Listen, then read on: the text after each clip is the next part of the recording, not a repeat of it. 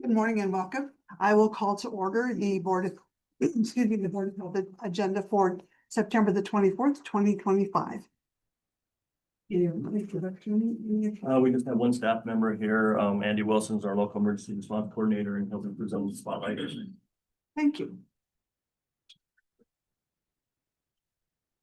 Good morning, Doctor. We have a chair for you over here. The next part is a public comment. There are many of you here today. I want to welcome you and thank you for coming out to share with us your honest thoughts. This is how it's going to work. We're going to take those who are in person first. If there is a group of 3, 4, 5 people and one of you would like to represent the group, you may do that and we'll give you 5 minutes. If you're speaking individually, you'll have 2 minutes. All right. I don't have a list of names, so I'll let you decide for yourself how you want to do that.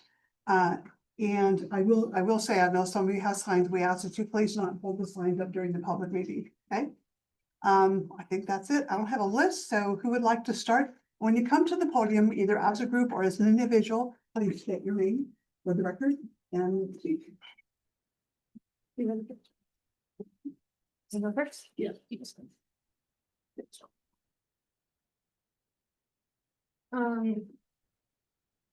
We have you come over here so that you'll be on the camera.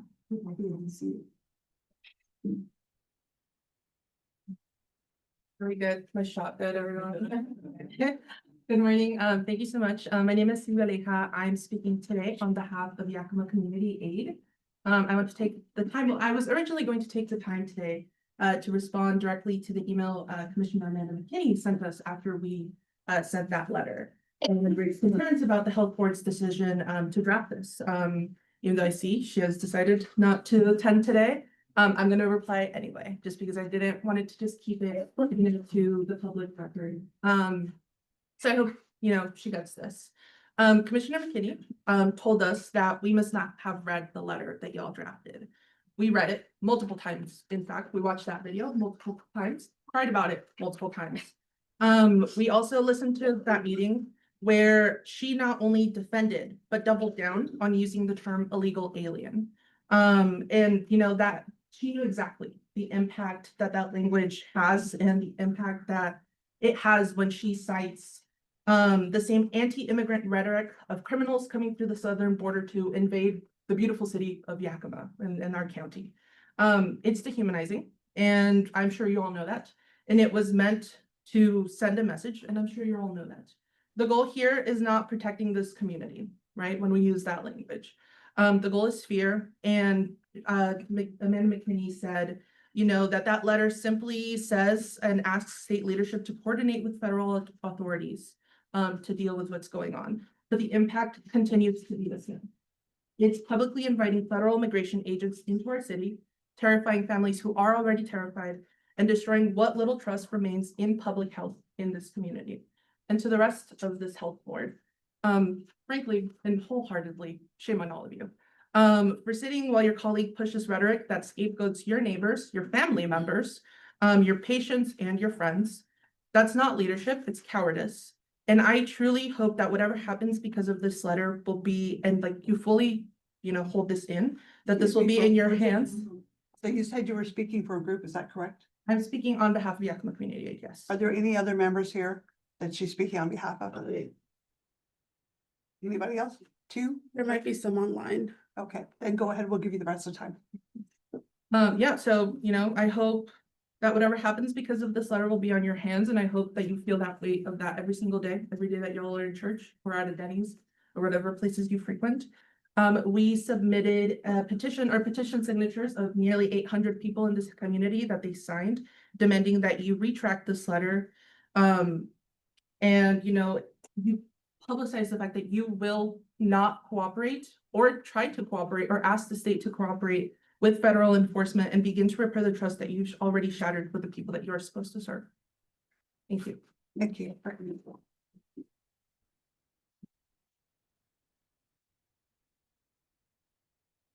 Good morning. Hello, my name is Zeke Morphin, short for Zeke. I am from the city of Toppenish. I was former city council of Toppenish. I'm a community activist. and I have lived in Yakima County all my life. As a community member, I am angered and terrified of the recent comments and the letter that was created by Amanda McKinney. I'm very disappointed with the entire board who voted on this. I am angered because you as officials are all conceding with this hateful and harmful rhetoric by calling these taco stands a criminal enterprise. I'm terrified more because now that the US Supreme Court lifted restrictions to basically allow federal agents to target anyone who looks like the color of my skin, brown, I'm also vulnerable to get picked up. I want to mention that I am an American citizen, but I worry, like many of my neighbors, that we could possibly be kidnapped by these coward people with masks on while ordering tacos or selling them.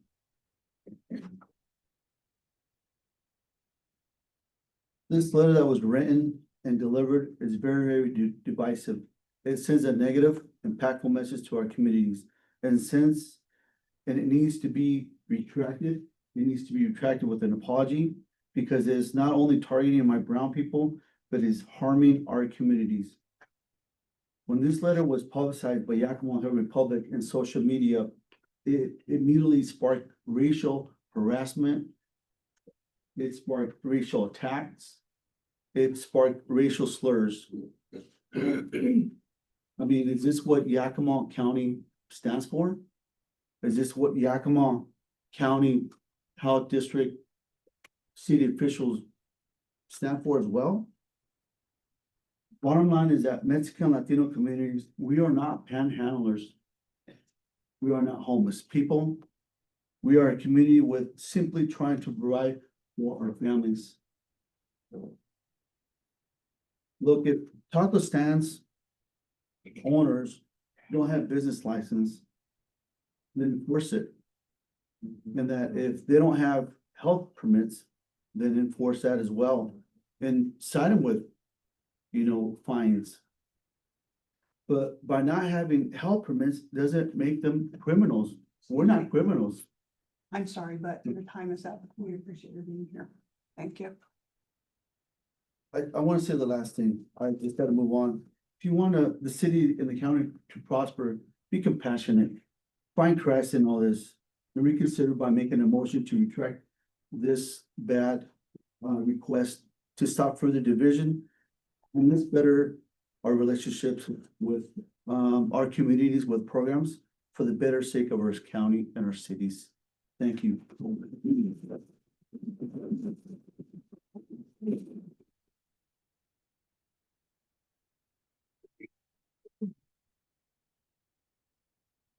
Wait just 1 minute, please.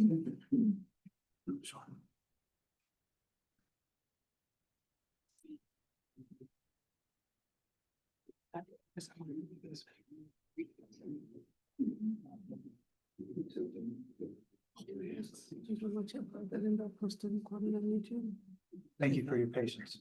Thank you. Go ahead, please. Hi, everyone. My name's Fian. I'm a community member of Yakima County. I'm here to tell everyone on the health board that as a public servant, you have an obligation to lead with compassion and serve the needs of all your constituents, not just the few.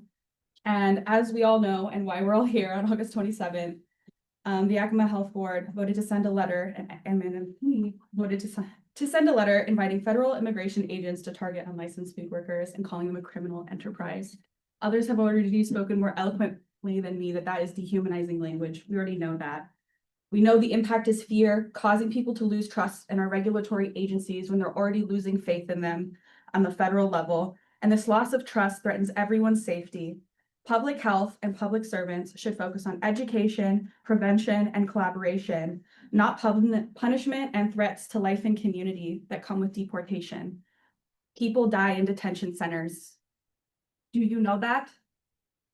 Food is the foundation of our society. Everyone needs a meal. And by disrupting and targeting unlicensed food workers, you're threatening and harming the security and stability of the most vulnerable among us. I read the letter that was sent. It was vile. Listen to the people in this room, to the people who came before me, who are looking at you right now. Care for this community. Take some inspiration.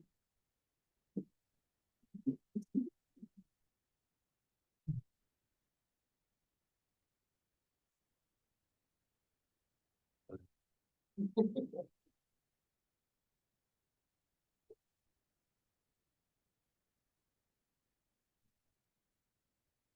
my name is Christina Sarabia. I'm a concerned community member. And I'm just gonna read my letter, but when I have time, we can read the letter it was sent to you.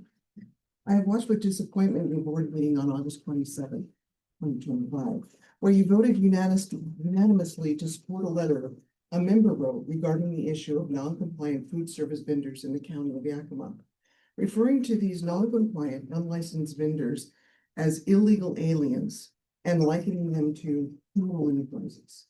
The tenor of the meeting was appalling in its disrespect for all our community members and disgusting in its liberal use of propagandist rhetoric and xenophobic language. The proper term is not illegal alien, Miss McKinney. It is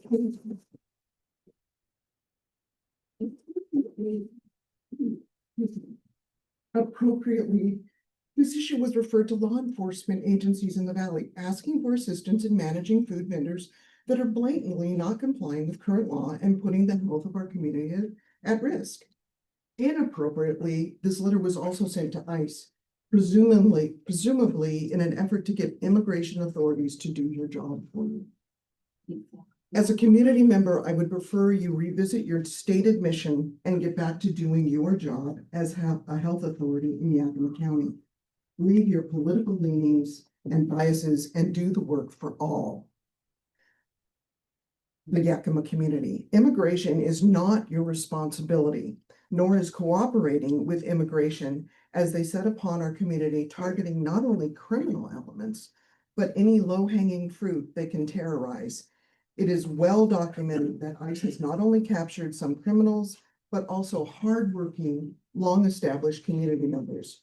Why would you assist them in further terrorizing our community members? So I'm sorry, but your time is up. Okay, please read the letter. Thank you very much. Thank you.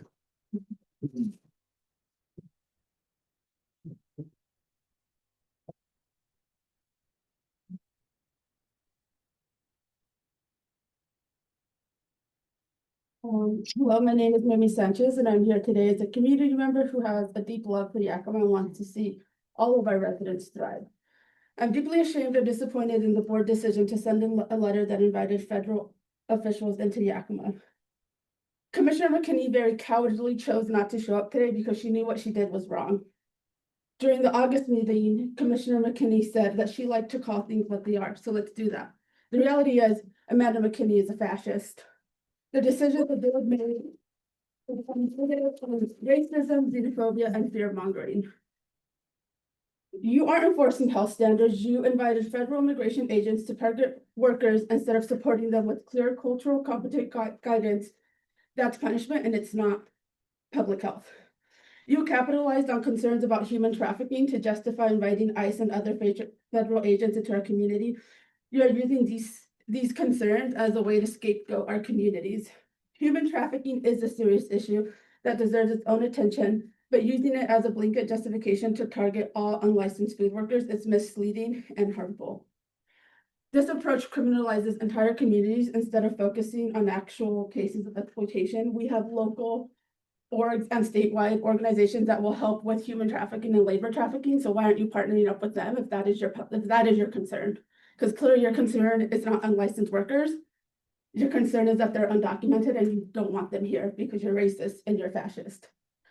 We call on the Yakima Health District and the board to immediately retract the letter that you sent, publicly affirm that the health board will not cooperate with immigration enforcement and commit to building culturally competent, educational, and supportive food safety programs in collaboration with workers, vendors, and other community organizations.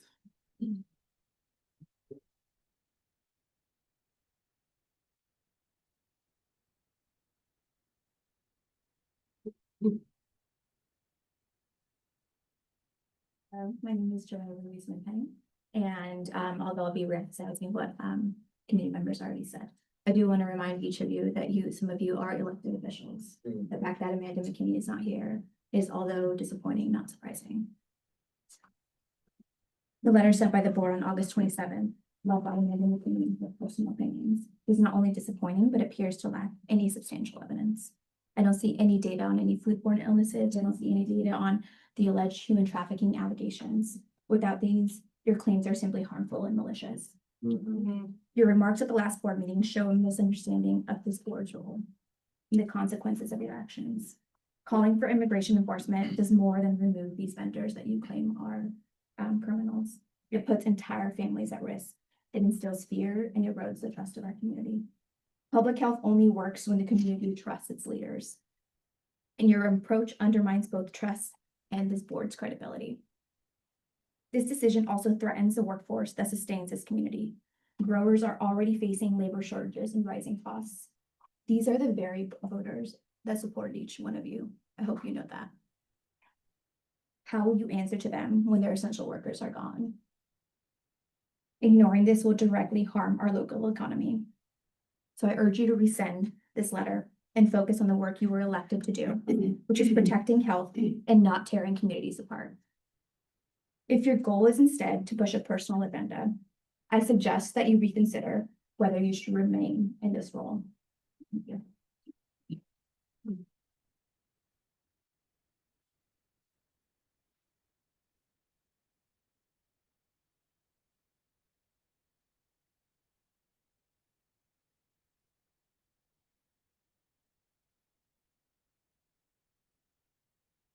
My name is the Reverend David Hacker. I'm the vicar of St. Michael's Episcopal Mission in Yakima.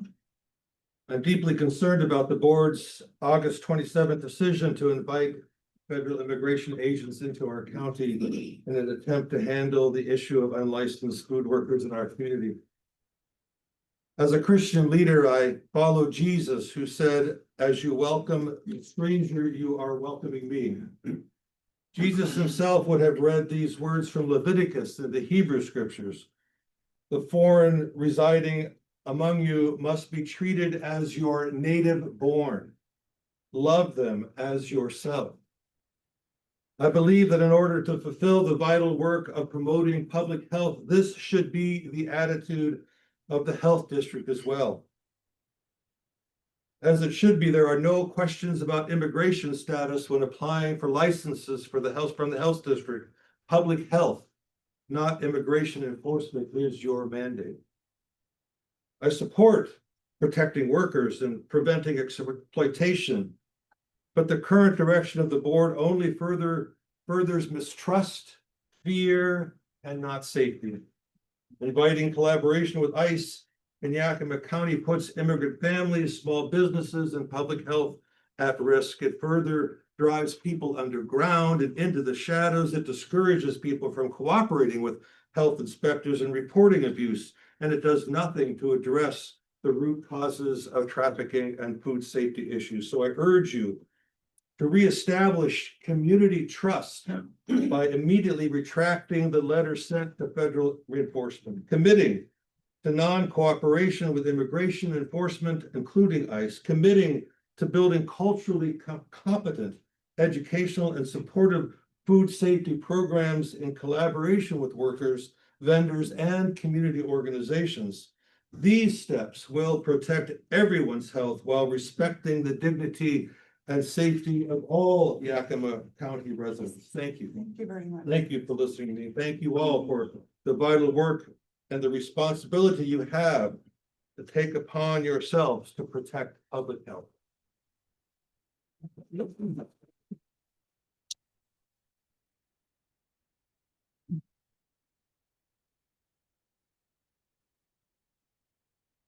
My name is Jamaica Vogelman, and I'm a resident of Yakima.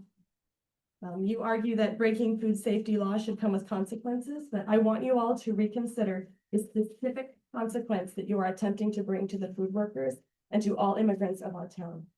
This is not code or license enforcement.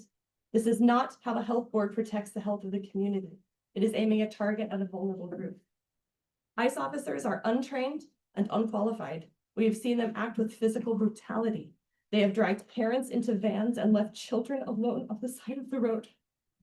And once in custody, detained people face the nightmare of imprisonment without the ability to contact their families. They face deportation to countries they have never been to, And they face places like Alligator Alcatraz, where 1,200 men have been lost from the records, disappeared by the government. I am not here to ask if breaking food safety permit laws should have legal consequence. I'm asking if you truly believe that the consequence should be abduction, loss of due process, concentration camps, and disappearance. We, the people of Yakima, say no. Retract the letter.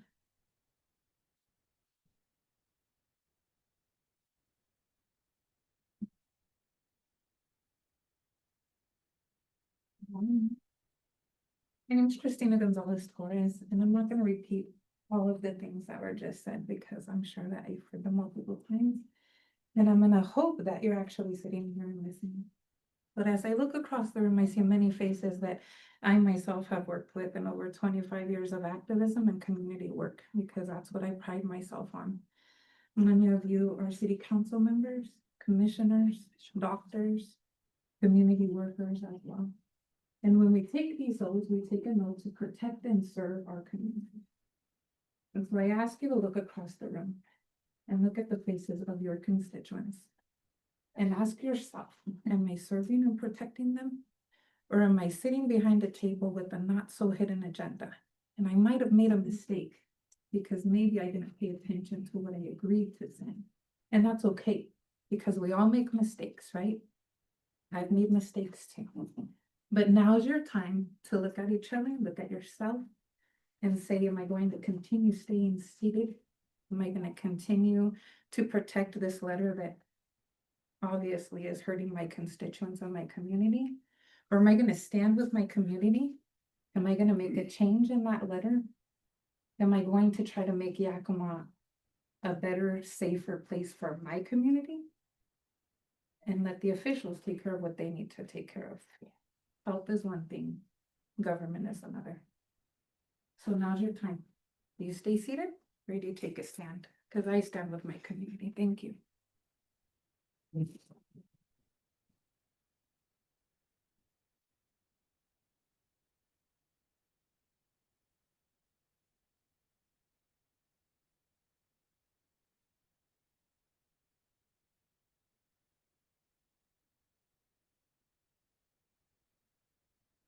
Me.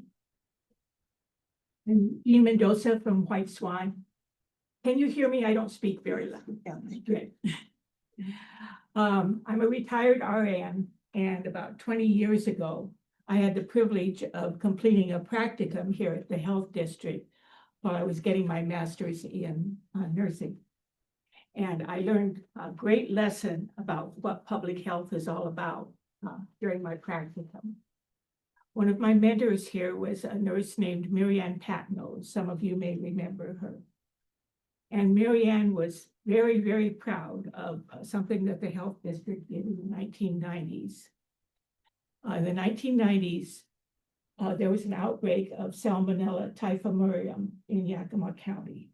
And the cause was traced to people making cheese in their homes and selling it out of their cars. So these were mostly Mexican people who believed that the cheese tasted better if it was made from raw milk.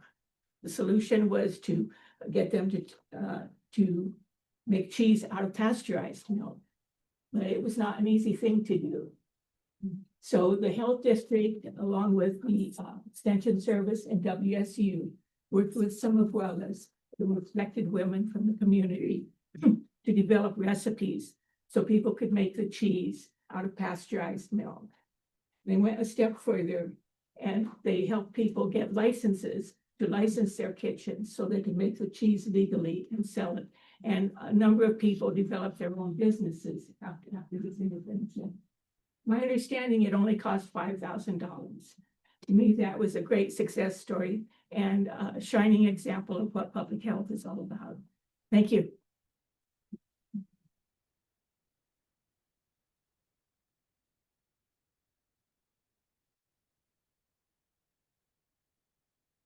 Maria Hernandez, two organizations and I so admire and respect all of my colleagues over here speaking on behalf of our community with so much love and compassion.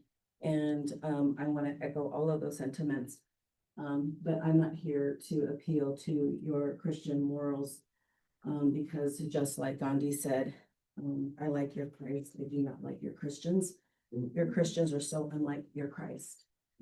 So the only thing that I feel like we can truly appeal to is reality. And the reality that we work in today is the fact that we have amazing community organizers and advocates and coalitions of organizations working together to change the tide here. We are looking to change public leadership because that is the only way we're going to get any iota of justice for the community that feeds you. This community would be broken, this economy would be broken if it weren't for Latino workforce here. Okay.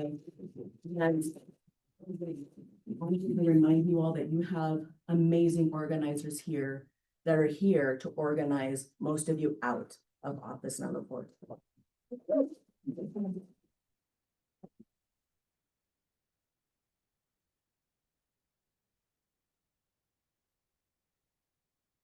Anyone else? Good.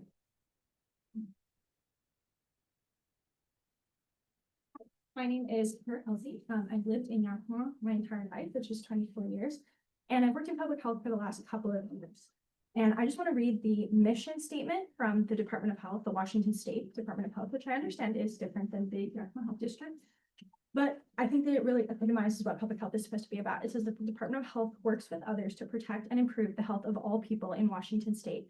We are human-centered. We see others as people who matter like we do and take into account their needs, challenges, contributions, and objectives. We commit to fairness and justice to ensure access to services, programs, opportunities, and information for all. I think that when we push policy that creates fear instead of safety, we undermine not just the trust that people in the Yakima Valley have in public health, but the state as a whole. Thank you.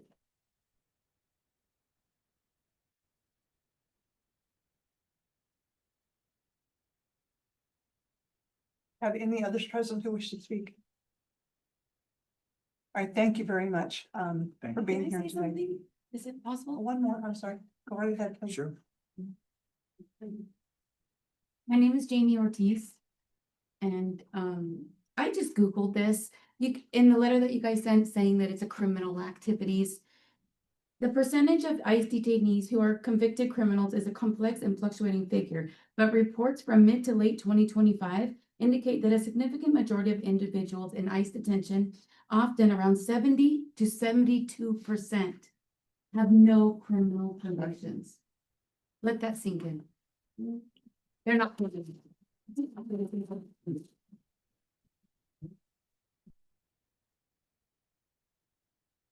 there any others who wish to speak this morning? I'm going to ask you to please take your sign off and leave it at the floor. Excuse me. Why does he have to? Because we are asking people to. Tricia, shame on you. Shame. Shame on you. Shame. Shame on you. Shame on you. Look around this table. This is our community. This is our family. These are our people. Tell me who deserves to be here. Tell me. No shit. It's disgusting.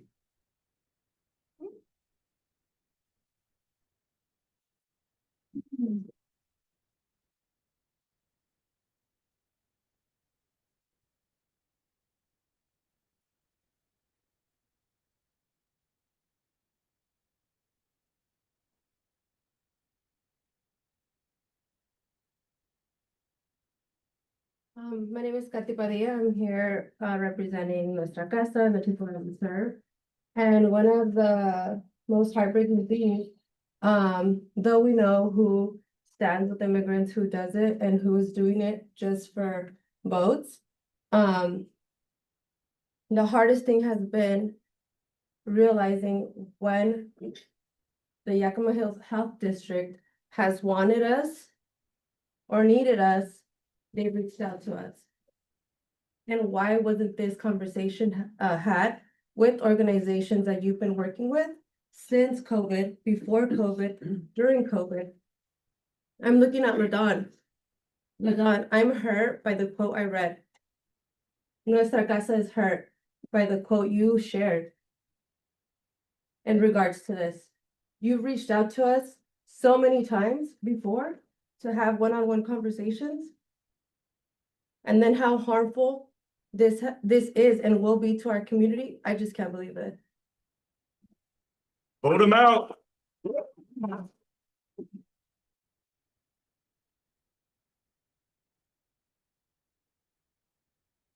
Was there anyone else who wishes to address this morning? All right, thank you. Thank you all very much. We do have also some letters that were presented that will be read in public comment. And there is one letter that was sent by many people, the same letter. We're going to read the letter and then identify the individuals that sent the letter so you will know. So, Army Tard, yes, it's gonna be a long meeting, so there's bathrooms right across the hall if we need them. Okay, we did receive 73 letters from the public for written comment. As Mayor Byer did state, we received 49 letters from individuals that were the same letter, so we will read that. Read that all in total, and so the following statement was submitted by the individuals listed below. So I'll read off that list and I'll read that letter. I'm the Chief Operating Officer of the Yakima Health District. And Chase Porter, our Finance Director, will also help me read these letters because we have 25 additional letters to read.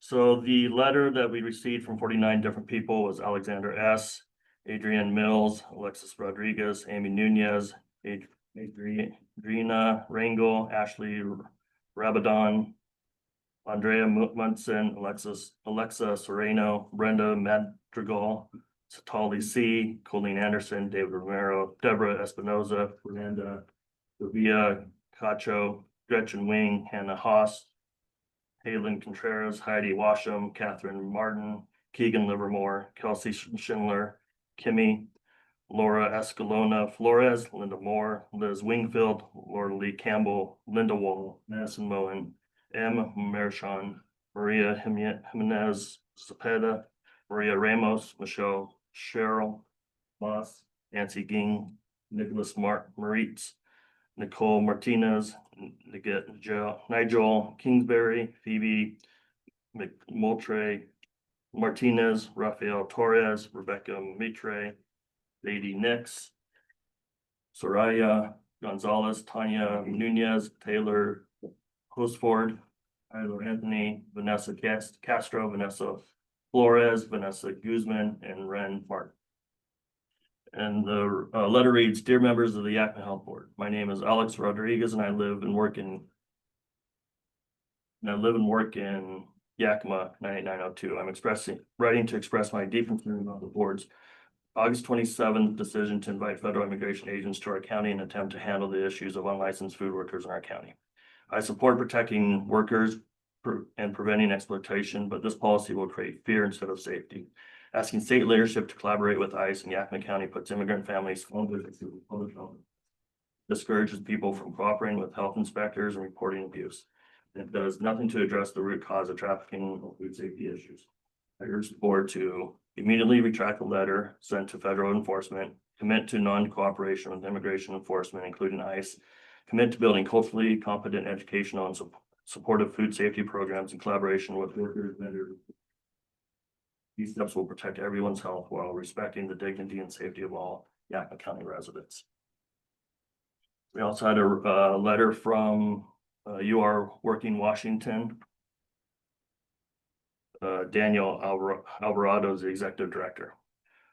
Working Washington and Fair Work Center condemned the health board's letter to federal immigration authorities targeting Yakima food workers. Working Washington and Fair Work Center condemned the Yakima Health District Board letter to federal enforcement inviting a violent federal agency into our community of immigrant workers. Our economy is stronger and our community is safer when workers earn fair wages and safe and dignified workplaces. Public health should be about ensuring those safe and dignified workplaces through education and prevention, prioritizing the health of our community, not criminalizing us. Bringing the federal enforcement and specifically immigrations and custom enforcement into our communities to target workers will break families apart and destroy trust in the public health department as a resource. We join the call to immediately retract the letter sent to federal enforcement, publicly affirm that the health board will not cooperate with immigration enforcement and commit to building culturally competent educational supportive food safety programs in collaboration with workers, vendors, and community organizations. Yakima has the opportunity right now to model something other than divisive, destructive leadership being displayed by the White House. By putting healthy and safe communities first, we can do that.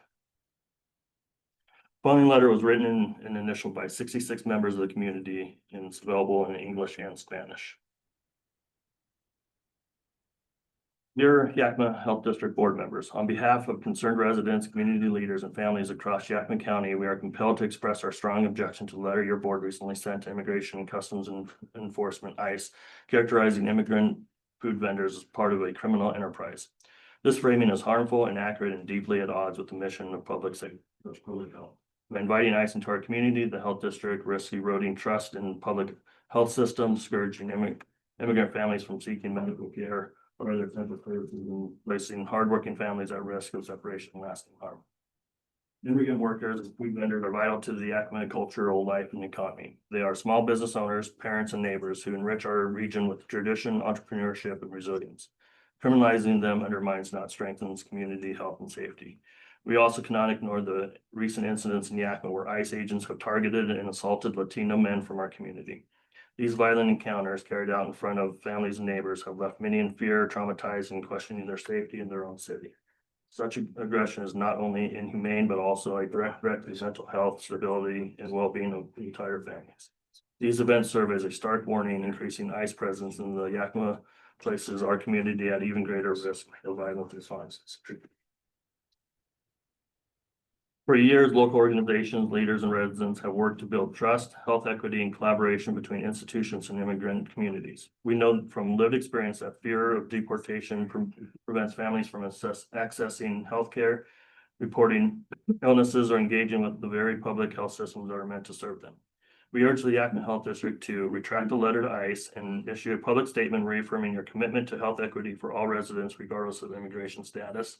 Engage in transparent dialogue with immigrant food vendors, community leaders, and residents to co-create solutions around licensing, food safety, and vendor support. Prioritize trust and health over enforcement, ensuring that immigrant families view the health district as an ally, not an adversary. This is pivotal moment. Yakima can either deepen division and fear, or lead with compassion, equity, and respect for the dignity of every resident. We, the undersigned community members and allies, stand ready to partner with you to strengthen the health of our county in ways that are just, inclusive, and rooted in trust. Next letter is from Yakima Community Aid, Sylvia Leha Rosas, Between the Ridges, David Hacker, Latino Community Fund of Washington, Lilian Ballesteros, Progreso, Latino Progress, Lilian Ballesteros, the Washington Community Action Network, Mary Lee Nugent, Yakima Immigrant Response Network, One America, Guillermo Zazueda, Washington Conservation Action, Yakima Immigrant Response Network, Legal Services, Naomi Sanchez, the 1997 Cafe in Cocina, Jesse Orozco, and Manny Rivas. Wow. Nice. Dear members of the Yakima Health District Board of Directors, Yakima County is home to thousands of immigrant workers who are essential to our culture, communities, and economy. As of 2023, immigrants made up 18.5% of the county population. There are neighbors, colleagues, friends, and vital community members who ensure that our communities remain fed, cared for, and connected. We, the undersigned organizations, businesses, and leaders, write to express our deep concern and condemnation of the Yakima Health District Board recent decision to send a letter to federal enforcement, including Immigration and Customs Enforcement, ICE, requesting enforcement against what they describe as a criminal enterprise of unlicensed food workers. This action does not protect or advance public health. Instead, it weaponizes public health against some of the most vulnerable members of our community. Public health should be about education, prevention, and collaboration, not criminalization. Involving federal enforcement and local food systems undermines trust in health institutions and makes immigrant families less likely to seek care or cooperate with health officials. Instead of supporting safe food practices and removing barriers for licensing through culturally competent, community-based education, this approach endangers public safety by driving workers and their families further into the shadows. Across Washington State, immigrant workers play a critical role in the food security. According to the Washington Immigration Council, immigrants in Washington contribute over $1 billion in state and local taxes annually. In Yakima County, they sustain agriculture, food services, and cultural economies that are backbone of our region. Targeting them with federal enforcement not only harms families, but destabilizes our entire community. We are calling the Yakima Health District Board to immediately retract the letter sent to federal enforcement, publicly affirm that the Yakima Health Board will not cooperate with immigrant enforcement, commit to building culturally competent, educational, and supportive food safety programs in collaboration with workers, vendors, and community organizations. Our county's future depends on ensuring dignity, safety, and equity for all who live and work here. Criminalizing food workers undermines those values and betrays the mission of public health. The Yakima Health Board has the opportunity to rebuild trust and affirm its mission to protect the health of everyone in our community. We urge you to take immediate corrective action to build trust with the community you are tasked to serve.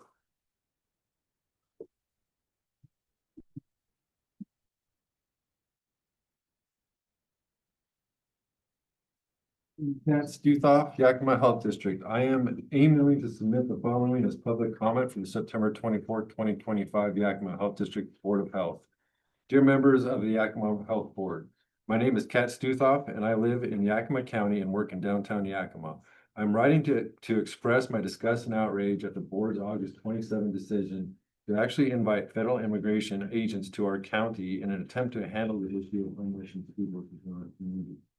I support protecting workers and preventing exploitation, but this policy will create fear instead of safety. Asking state leadership to collaborate with ICE in Yakima County puts immigrant families, small businesses, and public health at risk, and importantly violates the Keep Washington Working Act, legislation that you should probably read.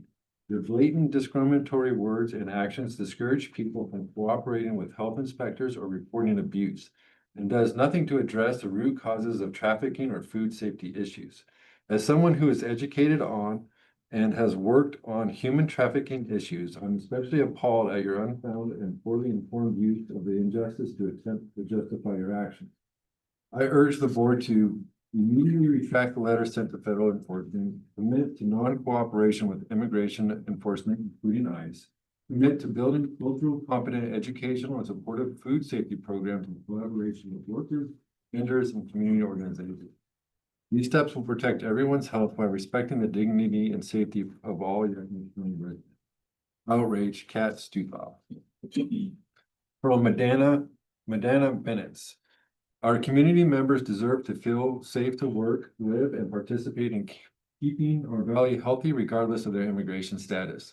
They deserve a community that will stand up and fight alongside them regardless of their immigration status. As a community, we are stronger when we build trust, not fear. The well-being of Yakima residents depends on ensuring all people, regardless of immigration status, feel safe to work, live, and participate in keeping our valley healthy.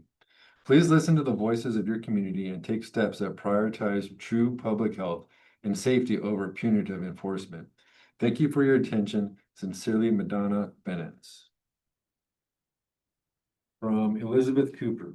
I'm emailing to submit the following as public comment for the September 24, 2025 Yakima Health Board District. Yakima Health District Board of Health. Dear members of the Yakima Health Board, my name is Elizabeth Cooper and I reside at 123 East Orchard Avenue, SELA 98942. I'm writing to you today with a profound concern regarding the board's August 27 decision to invite federal immigration agents from ICE into Yakima County to address the issue of unlicensed food workers. While I support the goal of ensuring worker protection and public health, the collaboration with ICE is a perilous and misguided approach. The current national dialogue has already had a devastating effect, fostering an environment where marginalized communities, including immigrants, are routinely dehumanized and falsely labeled as criminals. This decision will only escalate tensions and legitimize the incendiary rhetoric that equates a lack of licensure with a criminal act, putting our most vulnerable residents at increased risk.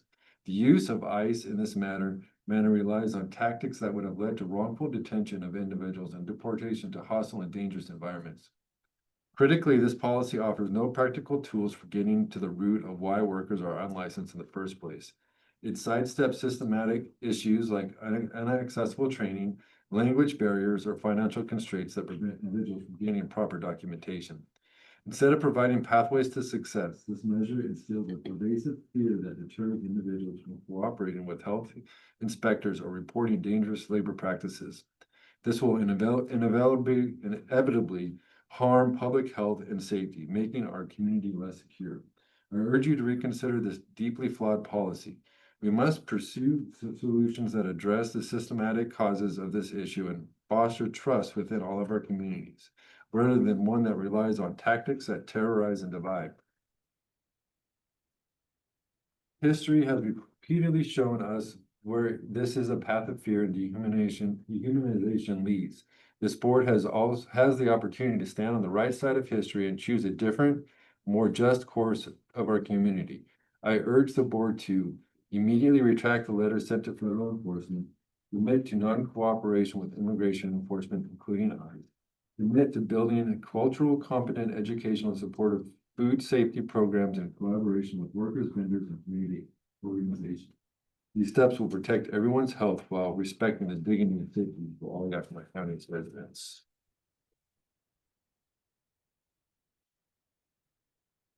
From David Hacker. My name is Reverend David Hacker. I am the vicar of St. Michael's Episcopal, Mission in Yakima, and I live at 2809 3rd Street, Union Gap, 98903. I am deeply concerned about the board's August 27th decision to invite federal immigration agents to our county in an attempt to handle the issue of unlicensed food workers in our community. As a Christian leader, I follow Jesus, who said, "As you welcome the strangers, so you welcome me." Jesus himself would have read these words from Leviticus in the Hebrew scriptures. "The foreigner residing among you must be treated as your native born. Love them as yourself." I believe that in order to fulfill the vital work of promoting public health, this should be the attitude of the health district as well. As it should be, there are no questions about immigration status when applying for license from the health district. Public health, not immigration enforcement, is your mandate. I support protecting workers and preventing exploitation, but the current direction of the board only furthers mistrust, fear, not safety. Inviting collaboration with ICE in Yakima County puts immigration families, small businesses, and public health at risk. It further drives people underground and into the shadows. It discourages people from cooperating with health inspectors or reporting abuse. It does nothing to address the root cause of trafficking or food safety issues. I urge the board to reestablish community trust by immediately retracting the letter sent to the federal enforcement, committing to non-cooperation with immigration enforcement, being ICE, committing to building cultural, competent, educational, and supportive food safety programs in collaboration with workers, vendors, and community organizations. These steps will protect everyone's health while respecting the dignity and safety of all Yakima County residents. Thank you for listening to me. Thank you for your vital works and the responsibility you have taken upon yourselves to protect from public health. Sent from my iPad.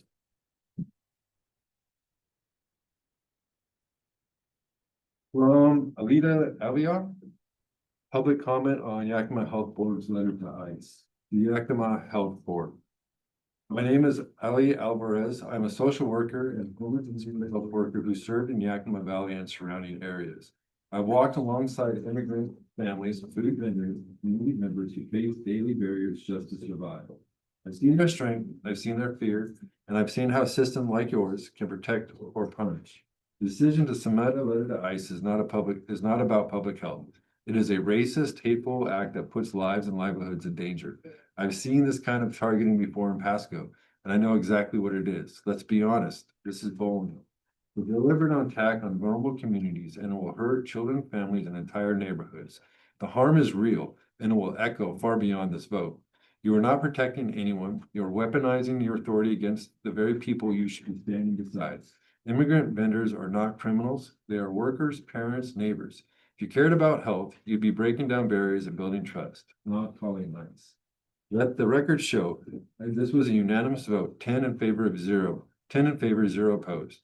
Every member chose to side with fear over care, punishment over protection. That's not public health, that's betrayal. I'm not asking, I'm telling you, this is wrong. You should be ashamed, resend the letter, do better. Ali Alvarez, Kennett, Washington.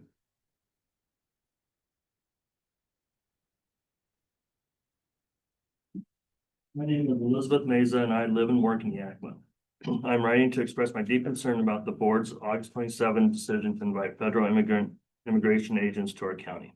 If people don't want to eat food from potentially licensed venues, they don't have to. That is their freedom. They're wasting taxpayers' dollars.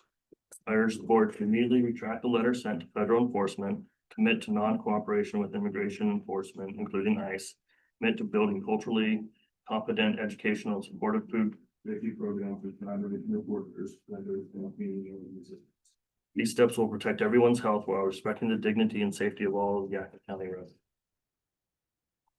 My name is Irma Serrano, and as a concerned citizen, I'm writing to you in opposition to your request for ICE involvement against residents of the city.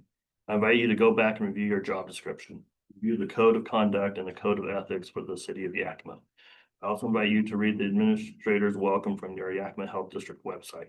I've lived here in the valley my entire life. My parents taught me to call 911 or to flag down a police officer if myself or someone else was in danger.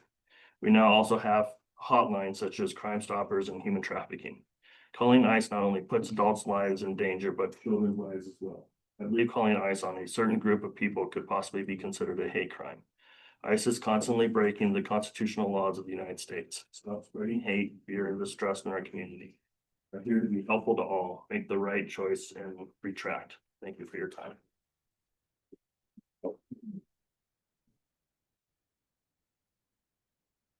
And this next one is from okay, it's just an email. Okay, don't have the name of the person. I'm writing as a concerned member of our community regarding the possibility of communication or collaboration with Immigration and Customs Enforcement ICE. I strongly urge the Board of Health to refrain from inviting or involving ICE in our city. Many families in our community live in constant fear of deportation and separation. Presence of ICE or even the perception that local health agencies are sharing information with them creates a chilling effect. Parents may avoid seeking medical care for their children, workers may be too afraid to access essential health services, and residents who need help the most may choose to suffer in silence rather than risk exposure. The role of our Board of Health is to protect and promote the well-being of everyone in our city. Involving ICE would undermine this mission by replacing trust with fear. Instead of strengthening public health, it would weaken it by driving vulnerable people away from the very resources that keep our communities healthy and safe. I respectfully urge you to prioritize the health, dignity, and trust of all residents by keeping ICE out of local health affairs. Our community depends on knowing that our health systems are safe spaces, not places of fear. Thank you for your time and your commitment to protecting the health of our city. Next one is from Katie Stoltz. I'm writing as a concerned citizen of Washington State about the recent letter from the Department of Health in Yakima to ICE, FBI, and DHS requesting immediate coordination. Letter claims these vendors are in the county illegally and part of a larger criminal organization and is all based on suspicion without evidence. These kinds of claims should be stopped immediately.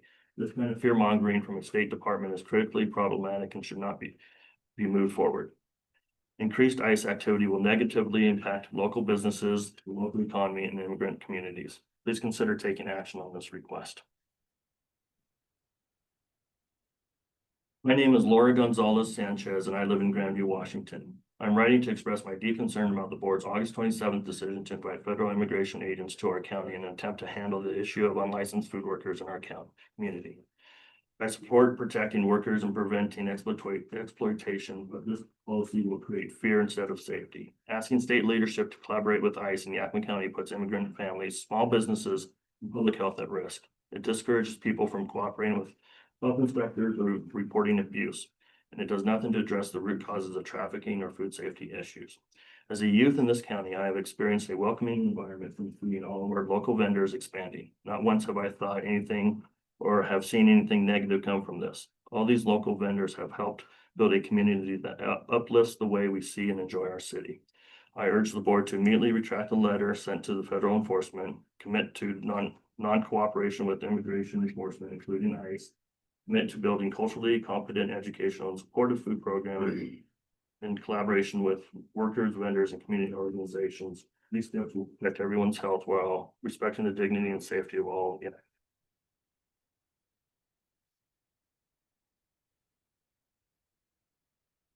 Next one is from Maria Hernandez. I'm writing as a Yakima resident, born and raised in this community, to express my deep concern regarding the recent request for ICE, DHS, FBI, and other federal agencies to investigate unlicensed food vendors. This approach undermines the trust that is essentially essential for real public health. Inviting immigration enforcement into our community based on suspicion and evidence does not promote safety. It spreads fear, fuels anti-immigration rhetoric, and risks detaining or deporting individuals who may already, including those who could be victims of trafficking or exploitation. Yakima does not need ICE or DHS for neighbor. What we need is collaboration, education, and outreach that genuinely supports workers, families, and small vendors. Public health thrives when people feel safe, seeking resources and guidance, not when they are afraid of being targeted. I urge the Board of Health to reconsider the harmful path and instead invest in community-centered solutions that build trust and promote well-being for all Yakima residents. We are strongest when we work together with compassion, not fear. Thank you for your time and commitment to our community.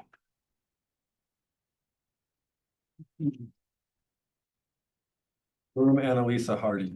I am willing to submit the following as public comment for the September 24th, 2025 Yakima Health District Board of Health. Dear members of the Yakima Health Board, my name is Annalisa and I live, work, and enjoy community throughout Yakima. I'm writing to express my deep concern about the board's August 27th decision to invite federal immigration agents to our county in an attempt to handle the issue of licensed food workers in our community. I support protecting workers and preventing exploitation, but this policy will create fear instead of safety. Asking state leadership to collaborate with ICE in Yakima County puts immigration families, small businesses, and public health at risk. It discourages people from cooperating with health inspectors or reporting abuse, does nothing to address the root causes of trafficking or food safety issues. It spreads fear and misinformation about immigration population. Any population that allows Yakima to thrive at all. Look at the recent trouble in Georgia with the car manufacturer to see what is in store if we continue to allow ICE to disrupt our workplaces. I urge the board to immediately retract the letter sent to federal enforcement, commit to non-cooperation with immigration enforcement, including ICE, commit to building cultural, competent, educational, supportive food safety programs in collaboration with workers, vendors, and community organizations. These steps will protect everyone's health while respecting the dignity and safety of all Yakima County residents. Sincerely, Annalisa Hardy. Alvarez, Villanueva. Dear Yakima Health District Board members, my name is Gabby Alvarez Villanueva, and I am a resident of Yakima County. I'm writing to express my strong opposition to the decision to involve ICE and food worker safety enforcement. This decision does not make our community safer. Instead, it creates fear among food workers and discourages people from reporting real health and safety issues and undermines trust between our community and local leaders. Yakima's agricultural and food industry depends on these workers, and targeting them with immigration enforcement harms all of us. I urge the board to, one, retract the request to federal authorities, two, commit to non-cooperating enforcement, three, build a healthy, competent food safety program with workers.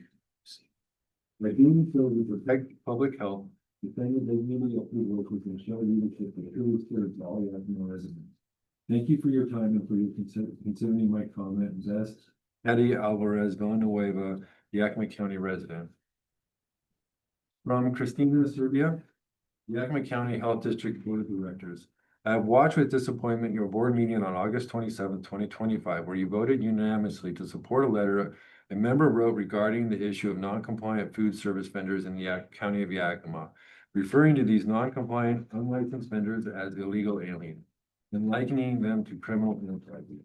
The tenor of the meeting was appalling and disrespect for all our community members and disgusting in its liberal use of propagandist rhetoric and xenophobia language. The proper term is not illegal aliens, Ms. McKinney, it's immigrant. Appropriately, the issue was referred to law enforcement agencies in the Valley, asking for assistance in managing food vendors that are blatantly not compliant with current law and putting the health of our community at risk. Inappropriately, the letter was also sent to ICE, presumably in an effort to get immigration authorities to do your job for you. As a community member, I prefer to you revisit your stated mission and get back to doing your job as a health authority in Yakima County. Leave your political leanings and biases and do the work for all the Yakima community. Immigration is not your responsibility, nor is cooperating with immigration as they set upon our community, targeting not only criminal elements, but any low-hanging fruit they can terrorize.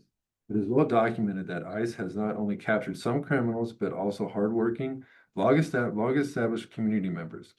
Why would you assist them in further terrorizing our community members?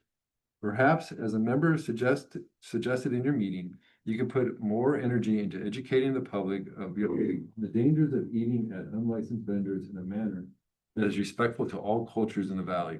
And as a law enforcement is stretched thin, perhaps there is a need for a task force or other entity to partner with law enforcement to deal with your most egregious or threatening offenders.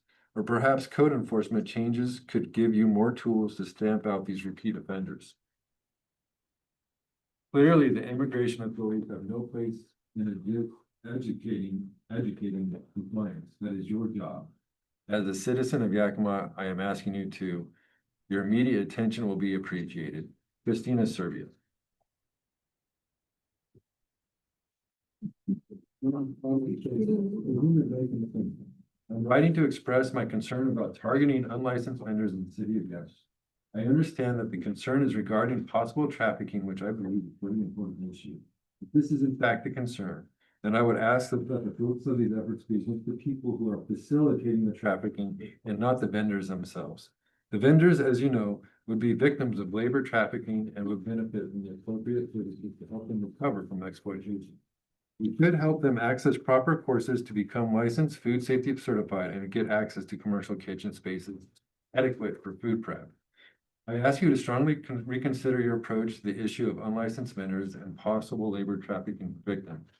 Immigration issues are not on the list of service mandates by the state legislature. Sincerely, Claudia Corker. This is from Danielle Circati. The role of the Public Health Board is to ensure public health, not to get involved in immigration enforcement. Local public health funds should not be spent on vetting fear in immigrant communities. If there is a safety concern for your inspectors, the appropriate authority to call is the local police sheriff, not ICE. If a local food vendor are not licensed, you don't have food handler permits, that's on you to educate them about the requirements. If your concern are around food safety, then it's a viable concern for all. But ICE mission is not related to food safety. You may be opening up the health board to possible litigation because of a violation in the Keep Washington Working Act. I am asking you to retract your letter to ICE, publicly commit to non-cooperation with immigrant enforcement, allowing law in the state of Washington, conduct Spanish language educational outreach to affected communities around food safety and informing vendors of the legal requirements for food handler permits and required license.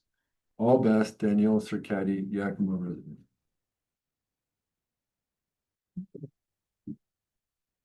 Next one is from Natividad Mendoza. I am writing to strongly oppose the decision to involve ICE in food worker safety enforcement. This policy harms Yakima residents, spreads fear among workers and families, and undermines trust in our public health system. I have my 83-year-old mother who carries her proof of citizenship with her anytime she leaves her home due to fear of police stopping. It saddens me to see the fear that she has led her to take steps she has taken. Does she really need to live this way? On top of that, she fears for the safety of her children and family members who are part of this community. I urge the board to retract the request to federal authorities, commit to non-cooperation with the immigration enforcement, and to build culturally competent food safety programs with workers. Our food system and community depends on these workers. Protecting their safety protects all of us.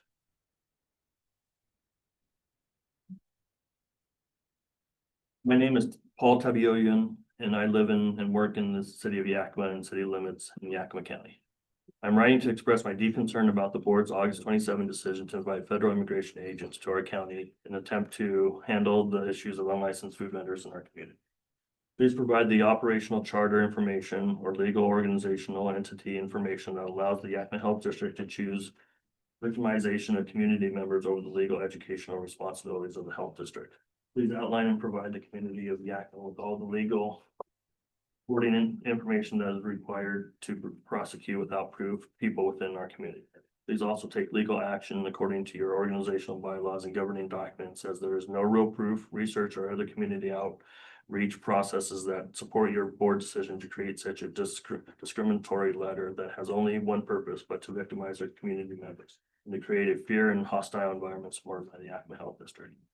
I support protecting workers and preventing exploitation, but this policy will create fear instead of safety. Asking state leadership to collaborate with ICE in Yakima County puts immigrant families, small businesses, and public health at risk. It discourages people from cooperating with health inspectors or reporting abuse, and it does nothing to address the root cause of trafficking of food safety.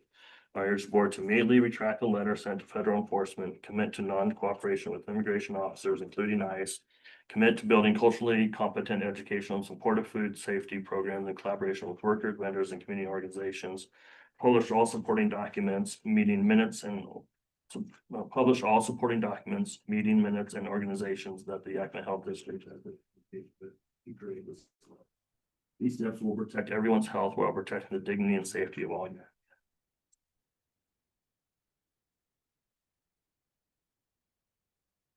My name is Mark Goss, and I work in New Hope Lutheran Church, 603 Weird Avenue, Southeast Pacific, Washington, 98047.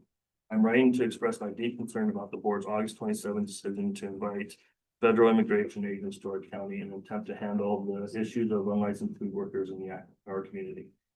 I support protecting workers and preventing exploitation, but this policy will create fear instead of safety. Asking state leadership to collaborate with ICE in Yakima County puts immigrant families, small businesses, and public health at risk. It discourages people from cooperating with health inspectors or reporting abuse, and it does nothing to address the root causes of trafficking of food safety issues. I urge the board to immediately retract the letter sent to federal enforcement, commit to non-cooperation with immigration enforcement, including ICE, commit to building culturally competent, educational, and supportive food safety programs in collaboration with workers, vendors, and community organizations. I have served a Lutheran church in Pacific, Washington for over 30 years.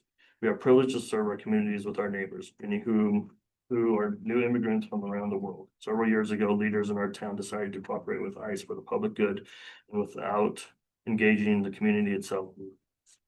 In addition to the increased levels of fear, anxiety, and confusion that ensued, households were torn apart with no avenues of rebuilding. The ripple effects in the participation in local church community, our local schools, and small businesses dependent on family commerce were dramatic and quickly felt. And through it all, ICE officials and offices were steadfast in never responding to questions, inquiries, requests for accounting of what was happening. This was before the current orders under which they operate today. Health safety practices are vitally important to all of us, longtime residents and newest immigrant. Over and over and over again, communities find the best practices are formed and enforced when community members themselves are educated, empowered, and encouraged to help one another follow best practices. And we all benefit. The idea of bringing in outside enforcement for our own best practices for health and safety and avoiding exploitation of workers, families, and neighbors is not effective. It serves to drive underground any who are willing to come forward with real concerns and seek to shape best practices. Reverend Mark Goss. This one is Rigoberto Garcia. I'm reading out of concern about the board's request to ICE, DHS, and other federal agencies to intervene with unlicensed food vendors in our community. As a Yakima resident, I believe this approach is both harmful and counterproductive. Public health should never be used as a cover for immigration enforcement.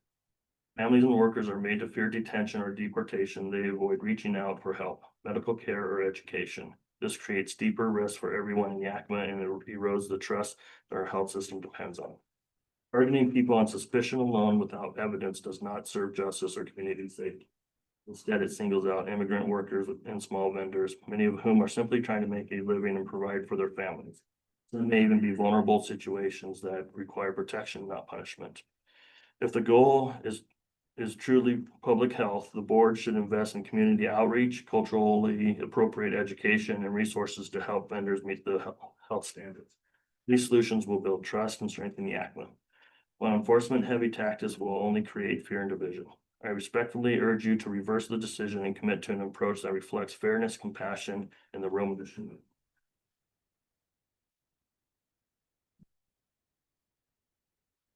My name is Zach Sherrill.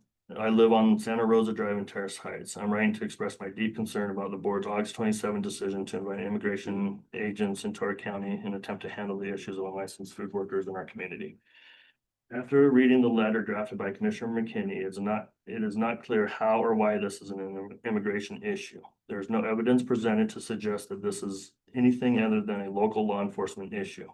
If the UVs were violent towards law enforcement or YHD staff, they should be arrested in accordance with local laws. Involving federal immigration officials will only exasperate the sense of fear that has taken over many in our community since earlier this year and will not address the root cause of this problem. As a teacher in the Valley, I have seen the chilling effects of a recent immigration action firsthand. Consequently, I urge the board to immediately retract the letter sent to federal enforcement, commit to non-cooperation with immigration enforcement, including ICE, commit to building culturally competent, educational, and supportive food safety programs in collaboration with workers, vendors, and community organizations. These steps will protect everyone's health while respecting the dignity and safety of all county residents. And then also have it's been submitted 800 signatures or names of people with 800 signatures that will be the petition.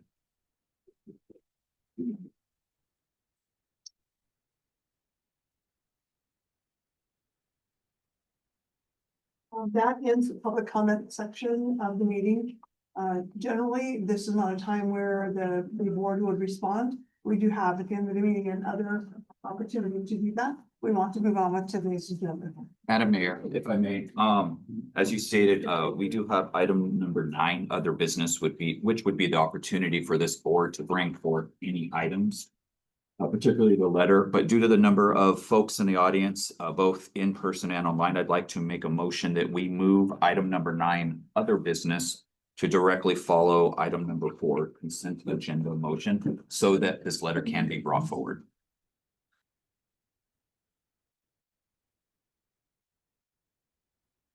I'm going to ask you not to respond, please. Thank you. We need to go on with the meeting.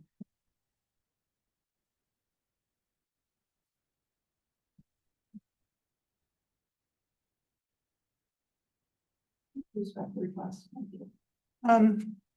We have a motion on the floor. Again, my motion was to move item number 9 under item number 4, the consent agenda. I'll second the motion. We have a motion by Commissioner Curtis and a second by Dr. Atteberry to move item 9 on the agenda up to the next item prior to consent agenda. Or after consent agenda.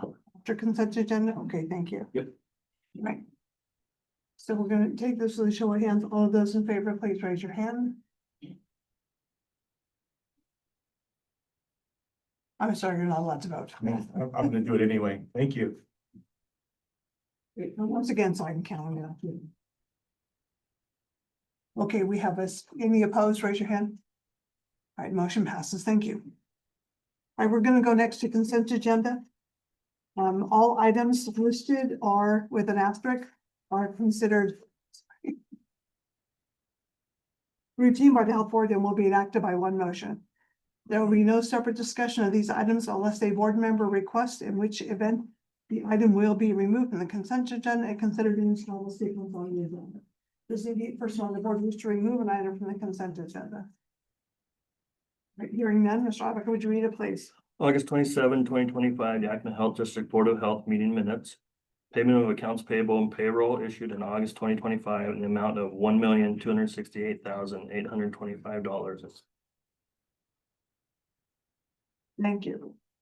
I need a motion now. Madam Mayor, I move that we adopt the consent agenda as read. So we have a motion by Commissioner Curtis and a second by Commissioner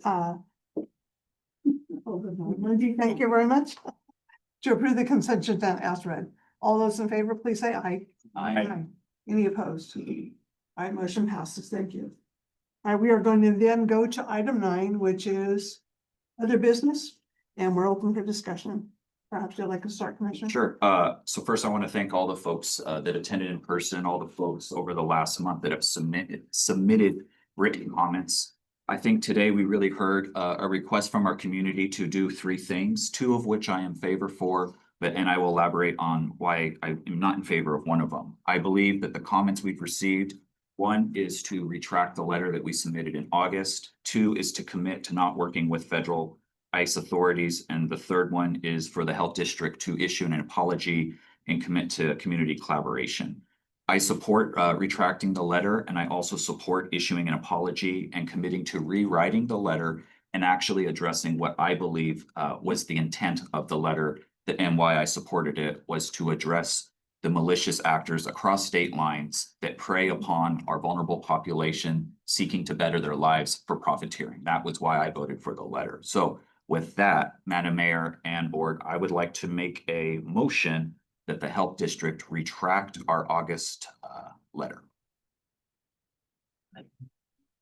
Who's not respond, because the rest of this meeting belongs to the board. Thank you.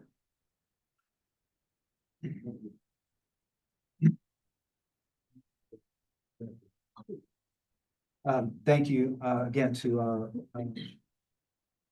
our guests and certainly to the board.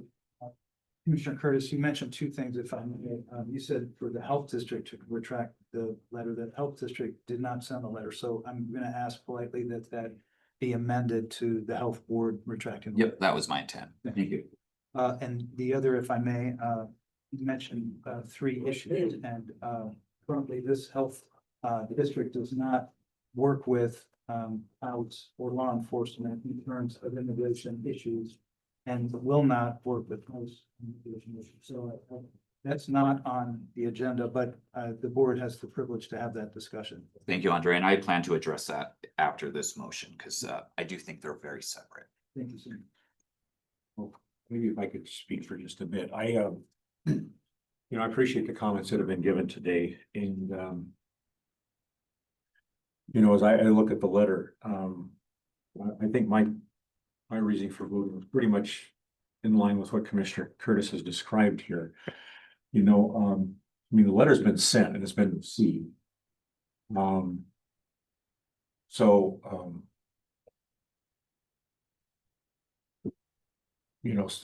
that everybody has it who it was sent to. I guess in retrospect, I think that I think there was a valid reason to send the letter, but I wish we would have probably changed the tone a bit, and I don't think we needed to send it to ICE. I think there's a reason to send it. Coward! Okay, I'm not responding to that.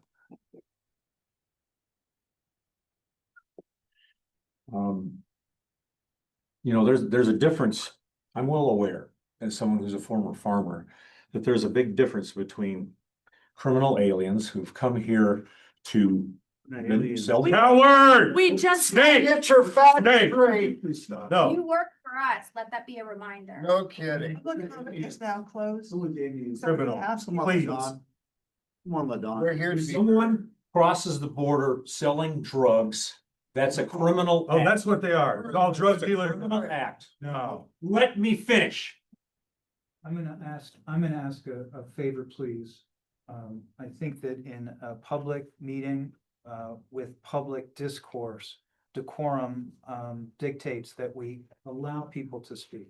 First Amendment rights are paramount, and so I'd ask that we allow people to have differing opinions and allow them to finish their thoughts.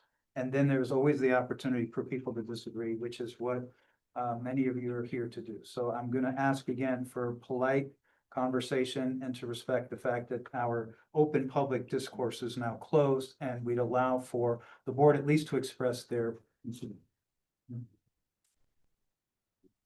Last year, we had 146 people die in Yakima County due to drug overdoses. A lot of that, over half of it, was due to fentanyl that largely came through our southern border. That having been said, we also have evidence of criminal cartel and other activities throughout Yakima County.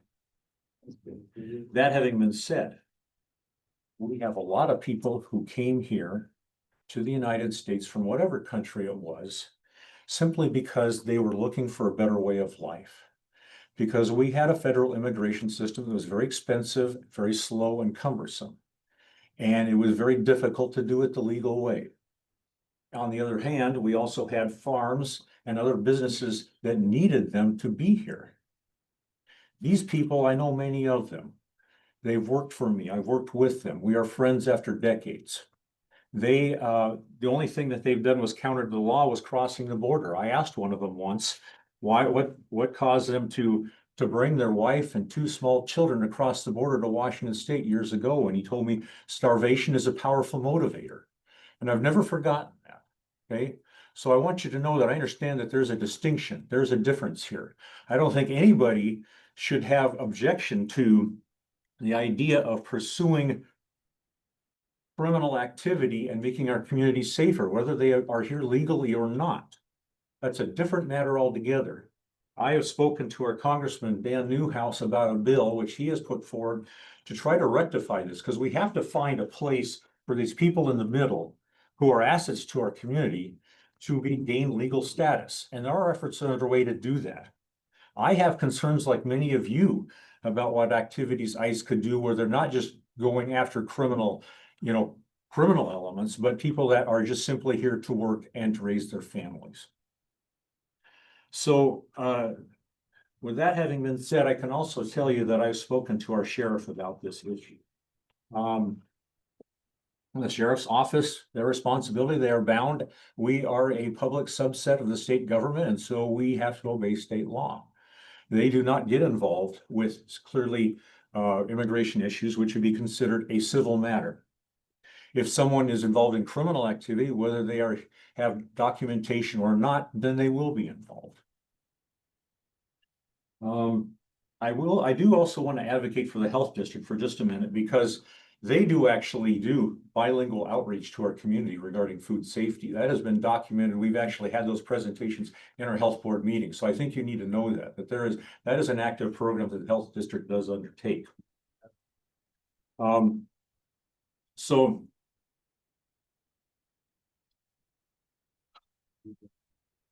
with the activities that the health district has taken to work with food vendors, their primary goal has been education, and I don't think that's changing.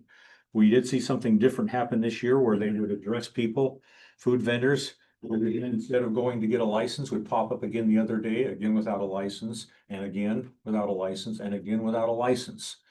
We found that there was strong evidence to show that these people themselves many times were victims themselves of human trafficking. So there is a reason. The only way, and we do have information telling us that this is a problem in many other counties in Washington State and other counties in other states.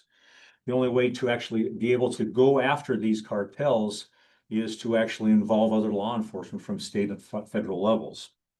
That having been said, with all that having been said, I'm willing to second the motion to retract the letter. Thank you, Commissioner. So we have a motion by Commissioner Curtis. Would you repeat your motion, please? Yeah, so again, I'm attempting to cover a few things separately. So my first motion was to for the Board of Health to officially retract its August letter. And we have a second by Commissioner Lindy. So all right, we're not going to take a vote. We're going to leave it open for discussion for the board. What other board members? Can I ask a quick question to follow up? Were you asking that we retract and rewrite the letter? My second motion will be laying out some steps to redraft. Okay, I see. I will share a few thoughts as well. I've listened to everybody today, and I really do appreciate all of you being here and giving us an opportunity to hear everything you have to say. I am going to support the motion because there's something I would like to see removed, and that is the request of ICE to assist in this situation. I say that because, I've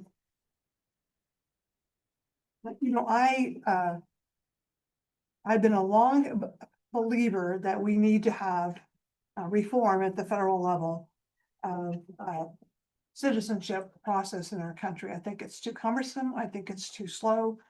I think it's too expensive. There are a lot of things that we need to look at, but it needs to happen at the federal level for those changes. In the meantime, we have people who want to follow the law, people who don't want to follow the law. My concern about ICE is that, well, first of all, I know that ICE is already here in this community, and we don't see them actively approaching us as a board, following up on the request that we sent. We simply, are not seeing that. I just want to say that. No report of that at all. I also want to agree with Commissioner Lundy in that the purpose of the health district is public health. And when there is an endangerment to public health, they have the responsibility to act on that. And that was what was happening. To say that they are not providing education or opportunity is simply totally inaccurate, because they do a tremendous amount of outreach into the community in English and Spanish, and including to the people that they have confronted in the situation, to give them the opportunity to do the right thing, and they choose not to.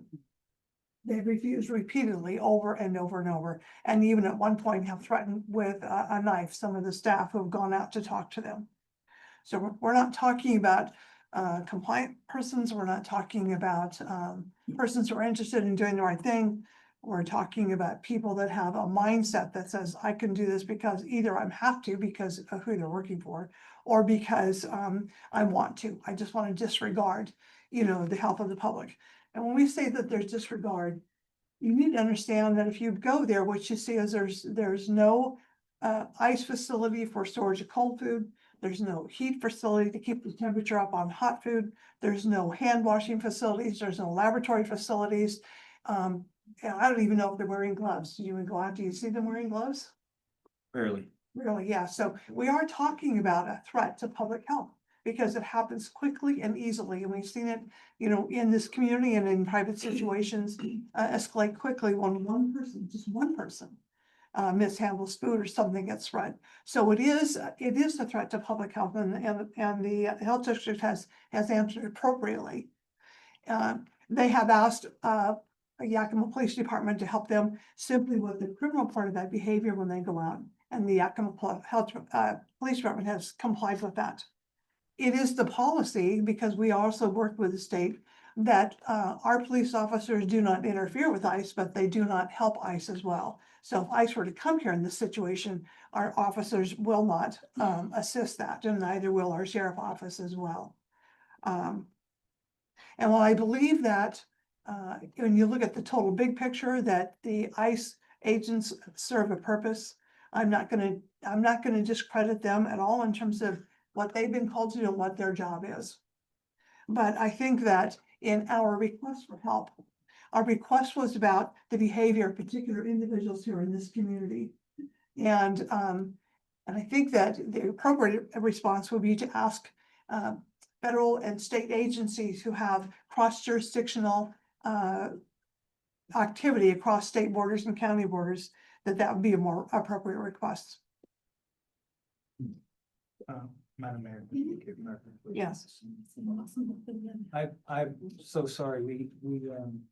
Public comment is closed, and so questions as well, but if you wish to have questions sent, you can certainly email us as the letters have been sent, and we can respond to you if you will. And if also you wish to make more public comment, we may do so, and this can be read at the next meeting. Mayor Byers, I was hoping to make two clarifications, please. The first is that per our byline, our guidelines, in order to make a board decision in a meeting that hasn't had it on the agenda, you have to determine that it is an emergency situation. So either the board may wish to wait and discuss this and approve the change that's been seconded at this point at the next meeting, or the board can choose to say this is an urgent matter that demands a decision be made, which then follows our board guidelines. So that's a decision the board has to make, though. And the second is that when we say retracting the letter as was sent, the letter has been officially mailed. So what we are essentially, as I understand it, what the Board of Health would be doing is retracting their commitment to that letter, reassessing, and perhaps if the board chooses to, sending a different letter. But I do want to be clear that the letter has been sent. The letter cannot be brought back into the. Understood. Okay, thank you. Well, thank you, Andre, for crossing the T's and dotting the I's. So, Madam Mayor, I would like to make a motion that this letter is a matter of great importance for our community, and so therefore I think it warrants being discussed today with formal action. So that would be my motion. Well, we have a motion that's active and being discussed on the floor. So I'm not sure how we resolve this particular issue. I can remove my motion and then we can bring it back up, but I understood that we can't even have the discussion until this board decides that this is a matter of emergency and great importance. No, and again, point of clarification, Commissioner, you're free to have the discussion, but we would not be following, guidelines if the board then voted on something without it having been on the agenda. So your original point being that you'd like to retract your original, choice, replace it with a question of urgency, then that certainly needs to go. I'll leave it to the chair to decide. You may withdraw a motion at any time. So if you'd like to do that, go ahead. Okay, I'll withdraw the motion and make another motion, that the letter is a matter of great importance, and then I think it warrants discussion and formal action today. So that would be my motion. I'll second that. All right, so we have a motion by Commissioner Curtis and second by Commissioner Lindy to withdraw the initial motion. Well, actually, you withdrew the motion. Thank you for that. The motion currently is to move this into the agenda as a point of emergency. All right. All of those in favor, please say aye. Aye. Any opposed? All right, thank you. Motion passes. All right, Madam Mayor, if I may, I would move that the Board of Health retract its August letter. Was that not our first motion? This motion was. Okay, Well, we already voted on it. Yeah. You withdrew the letter? yes, we're redoing your motion. Go ahead, please. Correct. Yep, so again, I would move that the Board of Health retract its August letter. I'll second. So we have a motion by Commissioner Curtis and a second by Commissioner Lindy to, for the board to retract its August letter.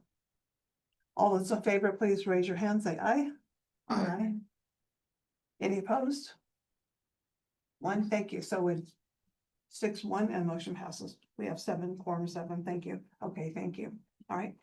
I do want to add another remark to my previous sharings. That is that at the city, I've actually received emails from some of the local vendors who are licensed. And I don't know if they are citizens or not. I just know that they are licensed vendors operating in the community who are greatly alarmed because their business has been reduced by a significant amount since this behavior started. And these are people who have taken the time to be licensed, who are doing the right thing, and who have come, and who are established a life and a business and a family here. We need to support them as well. My husband and I house Pippin's players every summer, and I drive up and down Knott Hill Avenue to the fairgrounds a couple times a day when the games are going on. And I know I have seen several of the licensed vendors out on a regular basis in the evenings.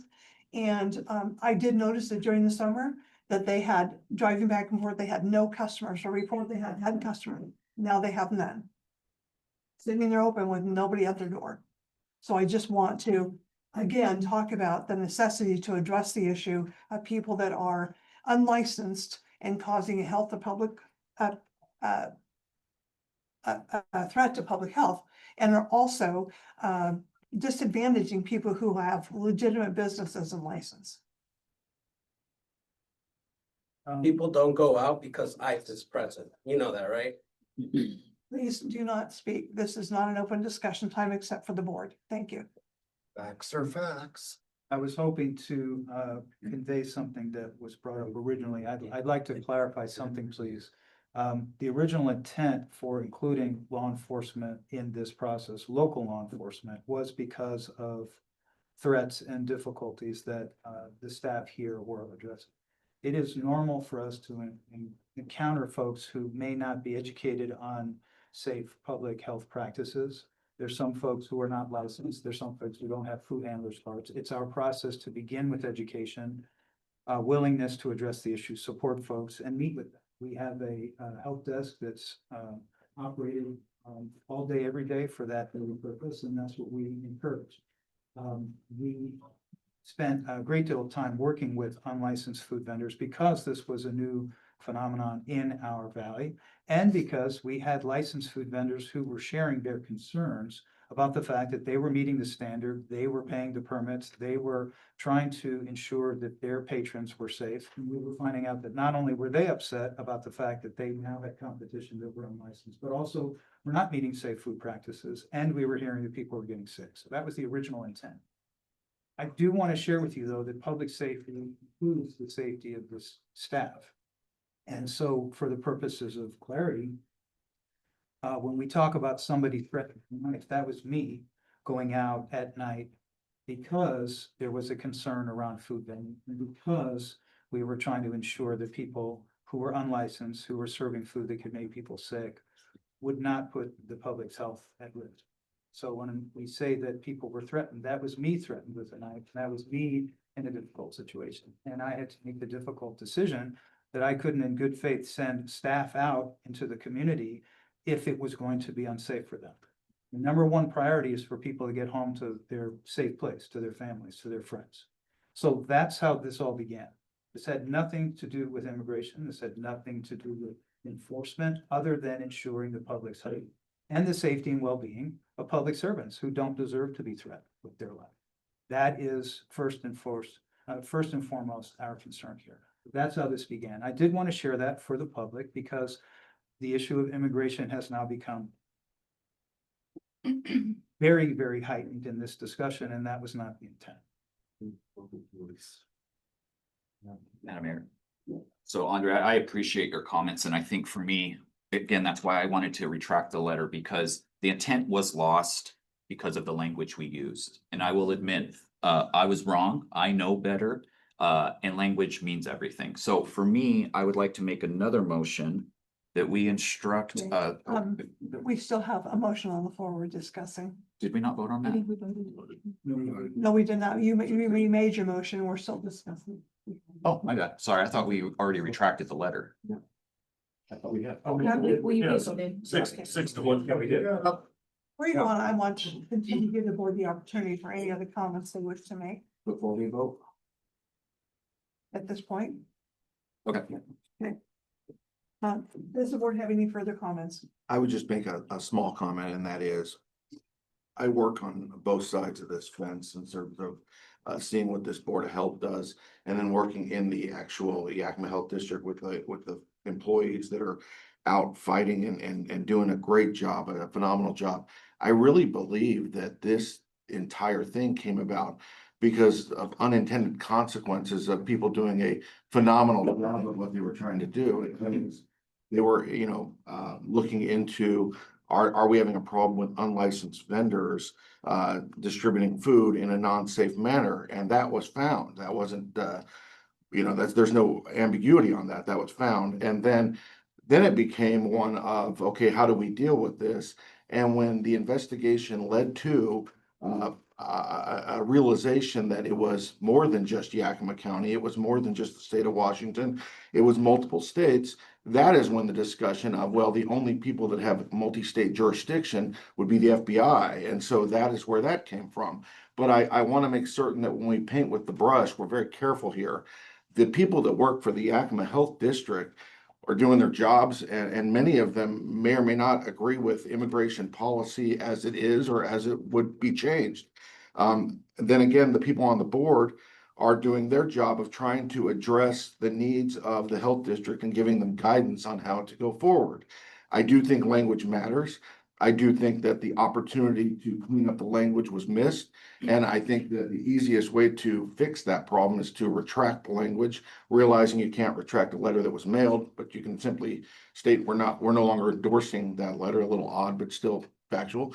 And then you can reissue what we really intended to be, which was we are trying to promote public health and safety for our community, which is the guiding force behind the Yakima Health District. And I believe the intent, at least for the majority of the board members, when they endorsed such a letter, they were endorsing that idea. I don't think they got caught down in the weeds of we're trying to change federal policy on immigration. So I just want to make sure that that's clear, because I hear both sides of the argument, and I sit in rooms with people that are very, very boisterous on their dissent of opinion from anything involved in that original letter and stating, hey, listen, that's not what I believe.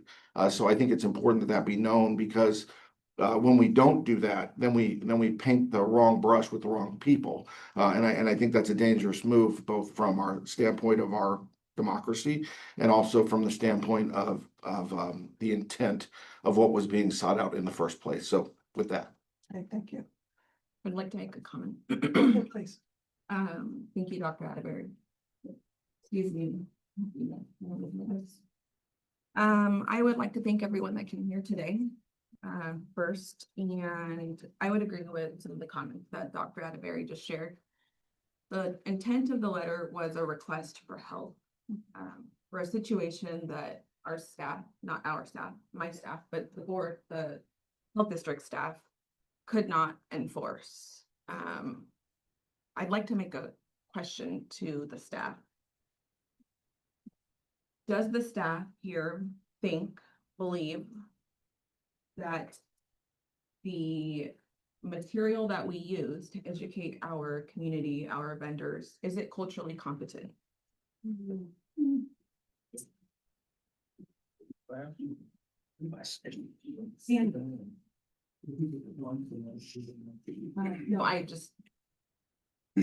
I suppose it doesn't need to be answered right now, but I think it is. I think we've been told that it is. If it's not, then maybe that's something that needs to be revised and looked at. I know that the staff here work really, really hard, and they do a really, really good job, which is how this all came up. And like Dr. Atteberry mentioned, and a few other board members mentioned, it unfolded into lots of things that we should never have had to have dealt with. And it's never happened in the history of this board, I'm sure, this situation that we are dealing with today. So, I think that the education that happened with the food vendors was probably excellent, it sounds like. The enforcement, you guys tried, is what we heard over and over again. Tried, going out all hours of the night, including the executive director, trying to enforce. When trying to enforce did not work, you asked for help. Help came from the local police department. When that did not work, came back and told us this did not work. Then we had to explore other options. That is how the letter came about. So I do support rewriting the letter. I would like to, again, thank the staff for doing an excellent job at what you already do. And I do think that what we probably give the community is culturally relevant. But as staff, you look at it every day, you use it. So I would leave that to you to look at, review, revise. There's always an opportunity to do better. There's probably lots of individuals and organizations in this room that would also be great to ask their input. But again, I know that the staff here do an incredible job, so thank you. Thank you, Lilian, I appreciate that. Did you wish, I can answer, Shawn, if you would, you had asked a question about cultural competency, so we want to reflect on. I'm happy to as well. Yeah, maybe fill in the gaps for me, but I can start. Yeah, we take a lot of pride in promoting business in Yakima County, and we have under the Environmental Health Division our food safety program, and we want nothing more than a vibrant, diverse, and robust food service in Yakima County. We have wonderful food here in Yakima County made by many different people from many different cultures. And we strive to provide culturally relevant educational material. We hold workshops with partnering food establishment that we provide our Spanish-speaking inspectors to demonstrate how an inspection works, what is an appropriate setup for temporary food vending or mobile food vending, and to give them the education that this is the process in which you go through to obtain a license from the health district. So we try to walk people through that, through these community events and workshops. In addition to that, we have 2 full-time employees operating our environmental health help desk. Anybody at any time can walk in free of charge and get educated on how do I start up a mobile food truck? How do I go work as a temporary vendor at all the fairs and events throughout the county and sell food safely? What are the requirements I need to meet? How can we help you meet the requirement? It's a very back and forth and collaborative effort with our community members on how to serve food safely and how to get the proper permitting. So when you do encounter an inspector in the field, you're confident that you're doing things right, and you don't have to get nervous or scared when our inspectors do show up. You have the confidence that I'm operating my food establishment correctly. That is our goal, always, and that first and foremost. This particular issue of unlicensed food vending is because there's several bad actors. They're folks that have demonstrated to us and have made it clear to us they have no intent to do it the right way, and that they don't care what the right way is. They want to show up, they want to serve food to whoever will buy it, and they don't care about permitting or licensing. Whether it's within the municipality they're working or getting a permit through the health district as well. The food is not cared for well. There is no hand washing. There is no cold storage for temperature control for safety food. So, for example, the meat. The meat is not cooked appropriately. It's being served in our records about 130 degrees. That's pork. Needs to be cooked to 165. So there's, and this is repeated by the same people over and over again. So we're not going out and identifying, if we come across a vendor that does not have a license, it's the first time we've ever encountered them. We let them know this is the process you need to go through to operate legally and safely. And if they have everything they need, and they're doing it safely, but without a license, we'll work with them. If they're not, we may have to shut them down for the day, but we give them a business card. We say, come into our help desk anytime, Monday through Friday, 8:30 to 4:30. We're happy to help, and we'll work with you. So I think that this particular issue on unlicensed vendors is a narrow scope to specific individuals who have been repeat violators of state regulations and local policies over and over and over again. But we do strive to help anybody and anyone who comes through our doors to get permitted and sell food, safely in Yakima County. And those who are not educated on it, we do everything in our power to bring them up to speed and let them know what the requirements are and to work with them. And that's been our commitment since before I came here, and it's been our commitment since I've been here, and it'll be our commitment until after I'm here.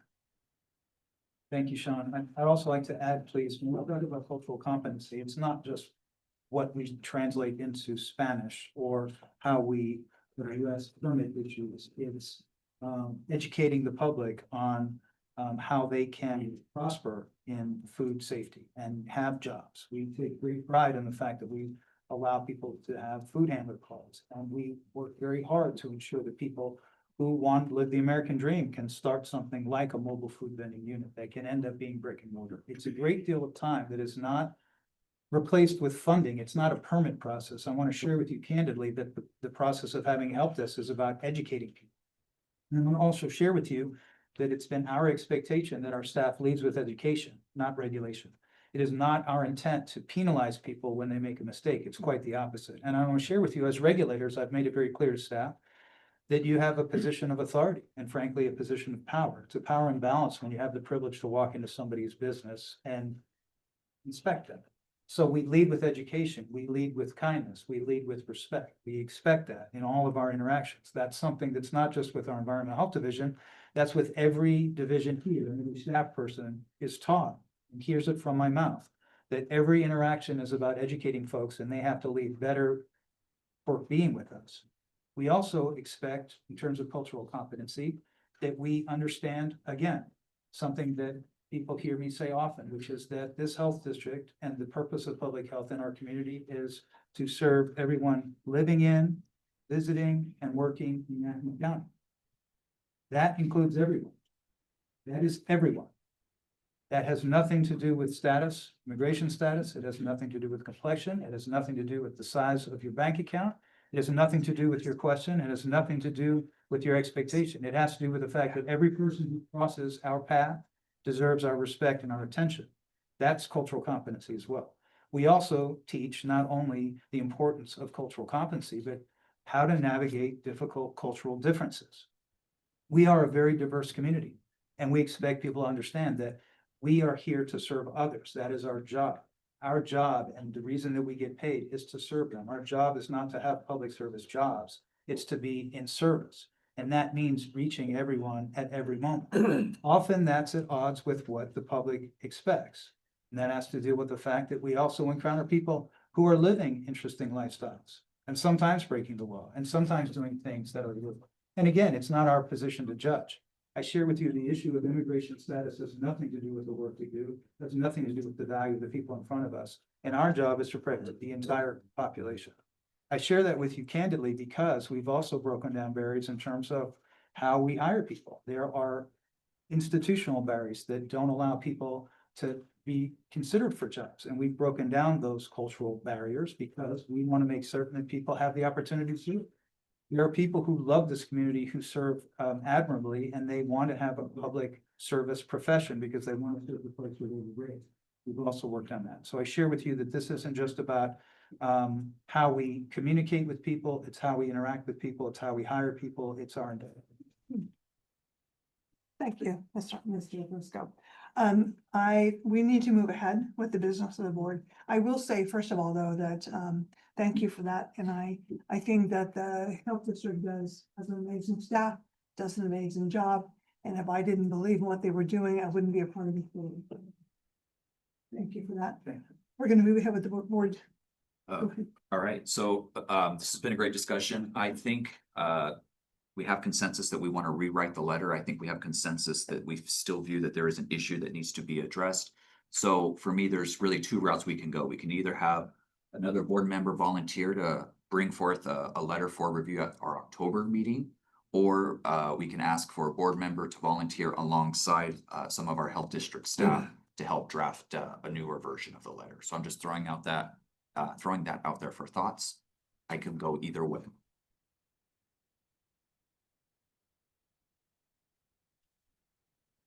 I just wanted to I made a comment earlier about needing reform at the federal level, and that's just a personal opinion on my part.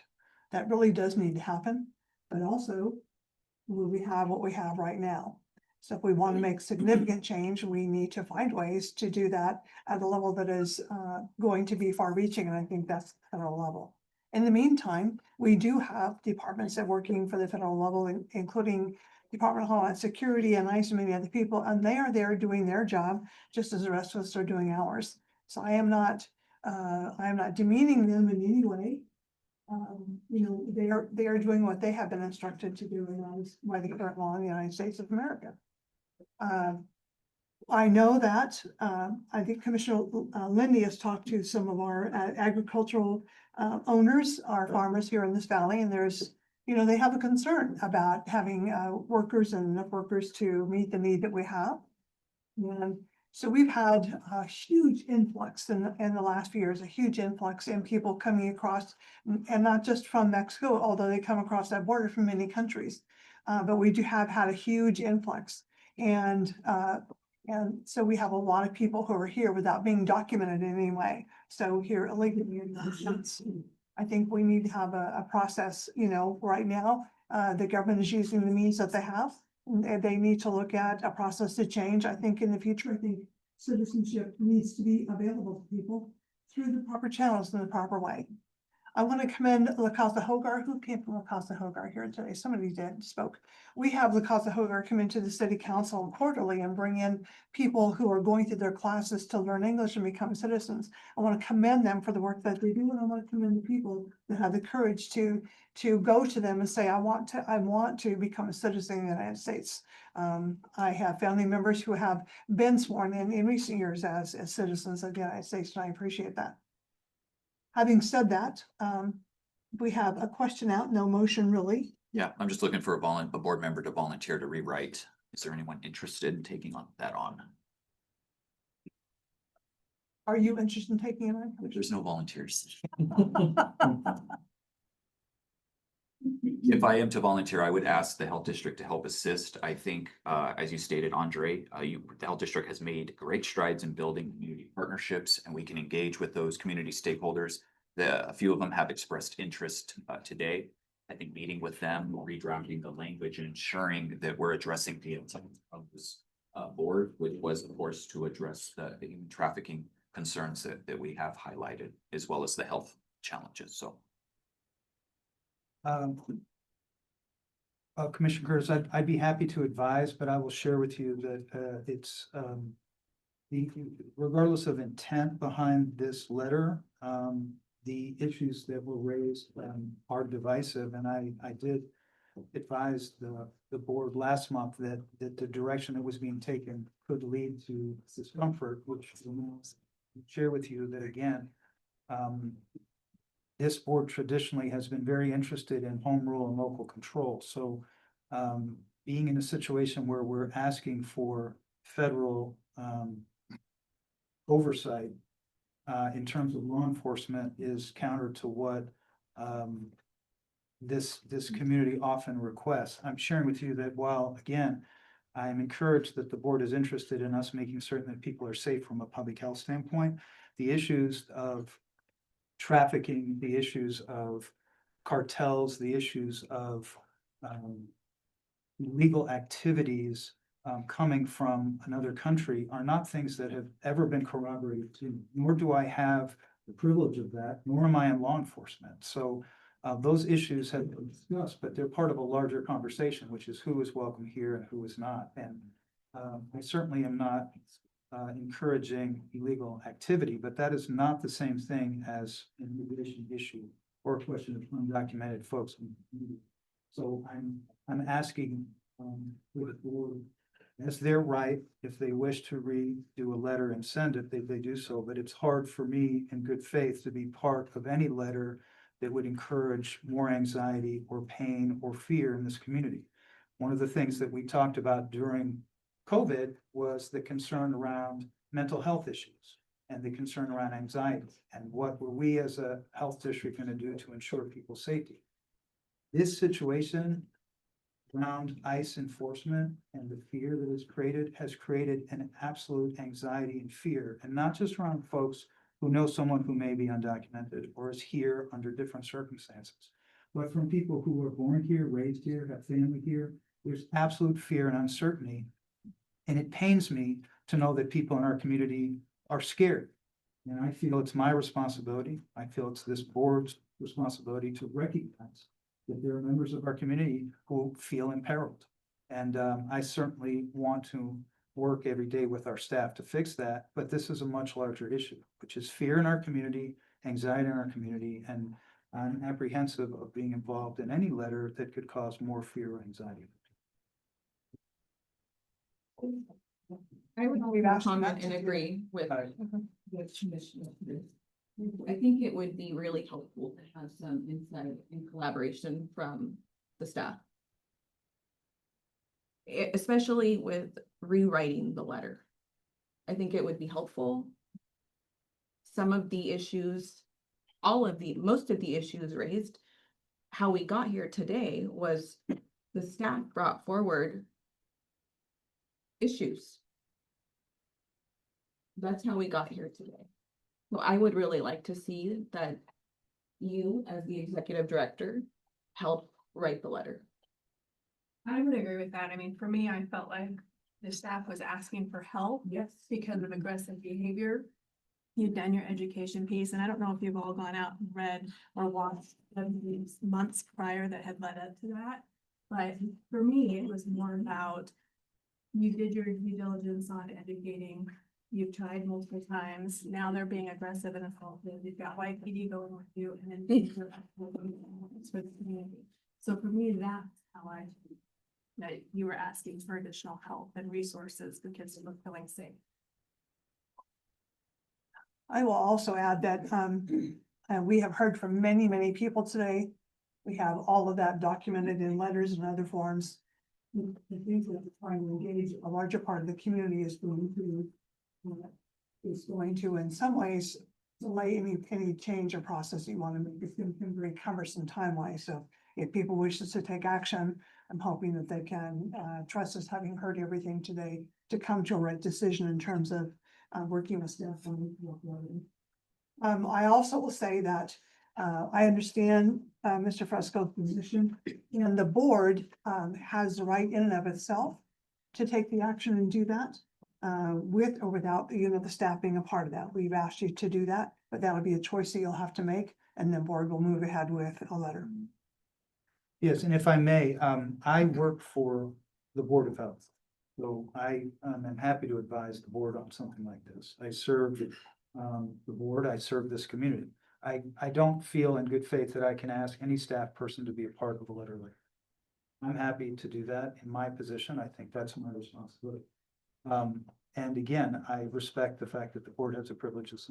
We want to clarify that part of this is a fiscal and policy board. So part of our responsibility monthly, and one of the reasons we meet monthly, other organizations meet quarterly, is because we believe in transparency of effort. That's why we want to have discussions around how we spend money and how we do our programs.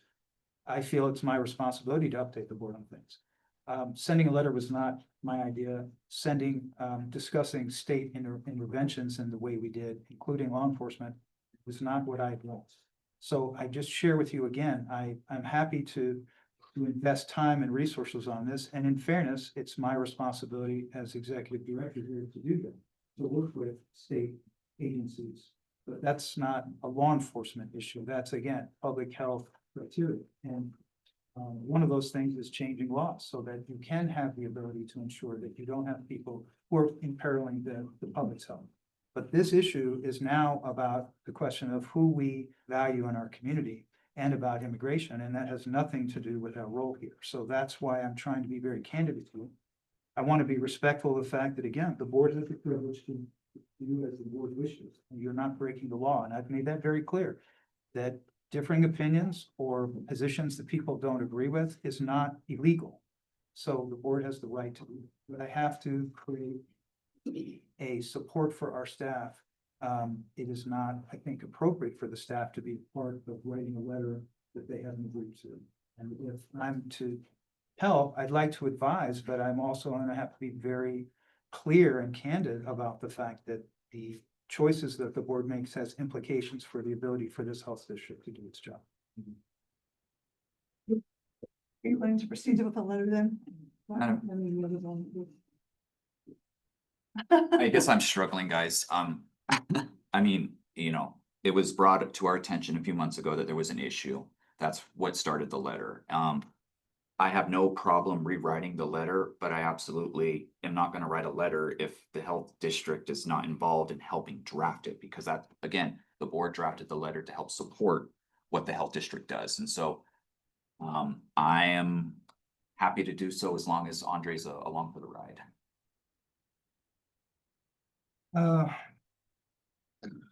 And if not, then maybe it doesn't warrant a letter from the board. Maybe we just totally retract the letter and let bygones be bygones and just move forward. So maybe if I can offer a suggestion, I know when this letter first went out, not to the public, but came to us, we had concern from several staff members. SATs about a certain paragraph about who's going to. I think if there's a letter written, those people that express the concerns, it would be important and valuable to get their opinions. Once the letter went out, then we heard more concerns from staff on as far as what they're hearing out in the community and that relationship that we built with the community, how that had changed. So I think that input from the staff, and if they're saying we have concerns about it going to so-and-so, I think we need to relay that back to the board. To be very Somebody, you know. extremely helpful. So I think before sending it out, if we have staff members that have those concerns, that are part of the community, that are represented here. That would be maybe a direction. And I'd also like to share that, again, one of the issues is that the board has the right to share opinions, and the board has the right to communicate those opinions. So I've tried very hard to be respectful of the fact that if the board wishes to take a position, they may do so. And actually, in fairness, that happened many times during COVID. I disagreed vehemently with a perspective or direction. The board has the right to that perspective, has the right to share those things. So I'm sharing with you, I'm trying to honor the fact that as a board, you have the privilege to an opinion. I very much appreciate and take seriously your commitment to supporting our team here. But again, I can't in good conscience agree that sending something to the state or the federal government talking about illegal activity when there is no evidence necessarily other than the fact that people are unlicensed, talking about cartels, talking about illegal immigration, I think that that's dangerous, and that's why I'm not comfortable with that. So I'm trying very hard to share with you that I don't want to become your editor. I mean, it's not my role. I'm trying to be respectful of the fact that the board has the privilege to do as the board wishes on issues. It has in the past and done so when I've disagreed with that or shared that I didn't think that that would be beneficial. That's perfectly legal and the board has the right to do that. So I really don't want my involvement to be the reason why the board does or doesn't share something.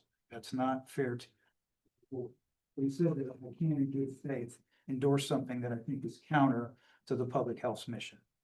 Because people's safety and well-being is now imperiled in ways that wasn't intended, but was fairness, as has been said, ICE immigration agents are already here. The community is already fearful. There are people who are absolutely scared for their family, their friends, their coworkers. This is not where we want this community to be. This is a community of hardworking people who deserve better than that. And that's what our commitment is. So I'm at odds with this issue, but I don't disagree with the board's willingness or appropriate legal position to share a letter. Well, question. Someone needs to make a motion. I have a motion. I feel like the whole intent, the whole conversation has totally changed from where we were 2-3 months ago. I feel like today, we're not even having the same conversation. It's like total opposite.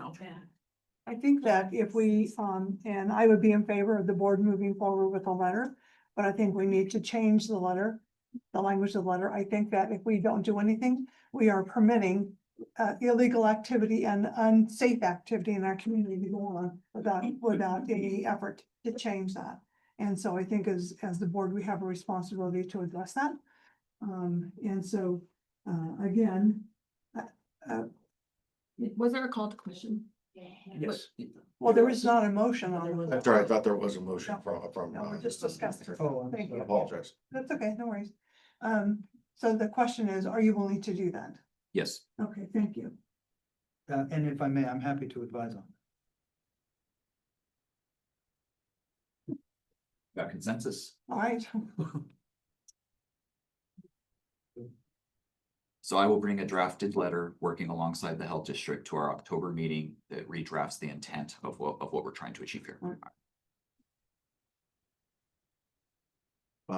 Motion to move the number 5 YHD spotlight to next month for time consuming, if that's okay with everybody on the board. Well, we have a motion. We have a motion by Dr. Atteberry, second by Councilman Curtis to move the item agenda 5, the Yakima Health District spotlight to another meeting. My apologies, Andrew. I was really looking forward to getting everything you had to say, but for time constraints, we're going to do that. All those in favor, please say aye. Aye. Right? Any opposed? And we move on. Madam Mayor, sorry, I do have an 11 o'clock with the Yakima County Homeless Coalition. By me leaving, is that going to change our quorum requirement? Also We'll has- be good. All right. All right, so we're gonna move on the agenda to agency reports, and I know you have a lot of valuable things to say, but I'm gonna encourage you to be as brief as you can today for the sake of time. We'll start with Mr. Fresco. Just one Executive Director. mention, sorry. With my abstention, I'm not positive quorum would have been Oh, that's. on my own measure, on my own. Right, I would entertain a motion to move into unfinished business prior to our staff reports. So moved. Second. So we have a motion and a second to move ahead in the agenda to unfinished business. For the sake of time, all those in favor, please say aye. Aye. All right, we're gonna move ahead to item 7, which is unfinished business. The first thing on the agenda is the 2026 public fee hearing. So this is the public hearing. And before we ask if there's any public who would like to address us, we will ask for a presentation. Okay, so we did present the fees last month, and there were no changes in the fees from 2025, so it's the same fee schedule as 2025. We advertised in the Yakima Herald on our website and at our front desk of our office, and we did not receive any comments, any input from the public. I don't know if there's any public here that are interested. Well, then I'm gonna open the public meeting and ask if anybody in the public who's remaining has any comment to make about the public fee.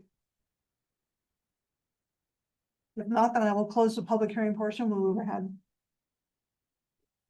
Would you like action on this today? Yep, so item B is the proposed motion to adopt the 2026 fee schedule. Madam Mayor, I move that we adopt the 2026 fee schedule as presented. Second. So we have a motion and a second to adopt the 2026 public fee schedule as presented. All those in favor, please say aye. Aye. Aye. Any opposed? Motion passes. Thank you. Now we'll go to item 7B, which is a proposed motion to adopt the, oh, I'm sorry, we just did that. Down to item C, a resolution 2025-04 Reserve Health Officer contract for Dr. Jennifer Maxwell. Okay, so there were a few changes made since the minor changes that were made since that went out on Friday. On item 1B, the copy you got was sexually transmitted diseases with no preterm infections, so changed that whole section to STIs instead of STDs. Thank you, Dr. Magee, for pointing that out. Also, there's a couple pronouns that we need to change from he to her, or she. Also, we did add on to Dr. Jennifer Maxwell at the end, her signature, MD, we also added an MPH for her request. Public health. And then we also, on item 3B, we did increase the amount, $10,000 for considered on. That's the total combined maximum amount allowed for the health officer and a reserve health officer. And so with the training that Dr. Maxwell will go through, simultaneous meetings that Dr. Maxwell and Dr. Atteberry are at, and they would have that flexibility. So we increased that amount from $10,000 to $2,516. So those are a couple changes that were made since that letter, or since this resolution did go out to you. So which do we have? We have the original version sent and not the corrected one, is that right? The one, You should have the most updated. yeah, the most updated one, yes, Okay. but I just wanted to point out those. Okay, thank you. Just a clarification, our reserve health officer will get compensated at the same rate as our health officer. No, so Dr. Atteberry has been with us for a year, so he's at a higher rate than a new health officer. That's perfect. Thank you.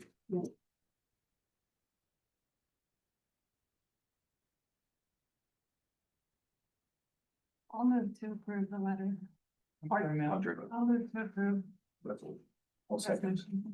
Then we have a motion, a second by Commissioner Lindy to adopt the resolution as presented. It does have the wrong date on it, it doesn't. On the last page, half a day left. Yes, so Brian and I discussed that this morning, so the date will be updated. The ones that Patricia signed will be updated, but that was the only other change that. Any other discussion? Hearing none, all those in favor, please say aye. Aye. Any opposed? All right, motion passes 7-0, resolution is adopted. Thank you. Thank you. Welcome, Dr. Maxwell. Yes, welcome. Thanks for Yes. taking it out today. All right, next is item 7D, which is a resolution 2025-05 for health officer contract for Dr. Dave Alvarez. Yeah, the only changes that have been made since you received on Friday, which the actual, the resolution that is in front of you is, again, we changed the section B from sexually transmitted diseases to infections. We also not reflected in this copy that you have under our legal counsel suggested that on item 4, or no, I guess item 5, the duration of the contract. The terms of the contract will begin actually tomorrow, since Dr. Atteberry is still a board member today and taking and voting. He said, we should move that to tomorrow's date in order to actually be official. And then this will be passed as office today with the different one. Those are the only changes that are on this resolution. All right, I'll move to approve that one as well. Well, second.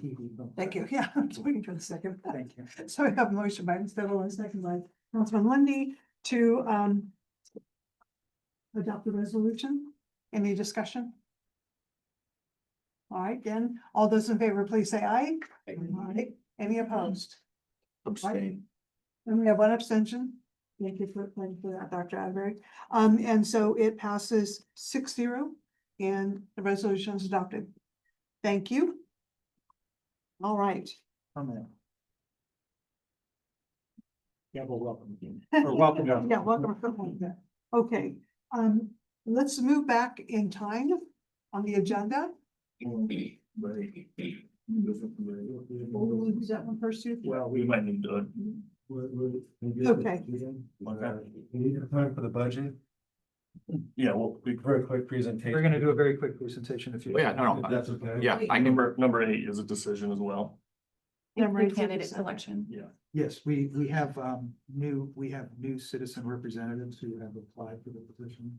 So we'd like to move forward with, do you want to share that? Yeah, so we did have 6 candidates that applied for the at-large position, representative position.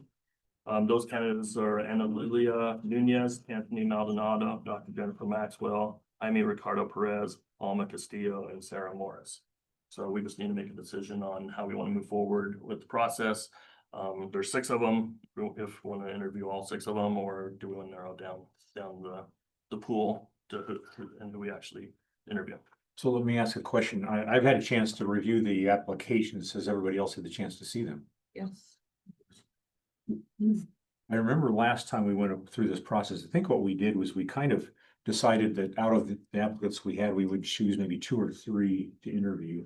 And I think we just kind of took a vote from the board and said, what are your top 2 candidates or something like that. So what we've done in the past is we have narrowed it down. When we had like 15 candidates, we narrowed down to whatever the board decided, whether it's 4 that you want to interview. Then once we interview, then we actually take a vote on your top candidate and number 2 candidate. Yeah, and then those are sent to the commissioners. Commissioners. Correct, so it's a primary candidate and a secondary candidate. Right. And sometimes when there's a limited number of candidates, then we just interview all of them. We do have 6, so it's kind of in that in between. If you want to narrow it down, it's up to the board, or if you want to interview all 6, it's also up to the board. Thoughts on the board? I think we should narrow it down. I agree that 6 interviews is a great deal. So we should probably kind of get an assessment on who we think are the top, let's say the top 3 candidates. I was kind of thinking 3. Any suggestions on the board? I put Dr. Maxwell down as one of the 3. I would second that one. 3 as well.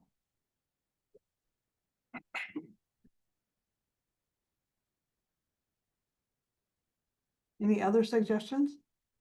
We have consensus on the board for Dr. Maxwell. Yep. Okay, any other suggestions?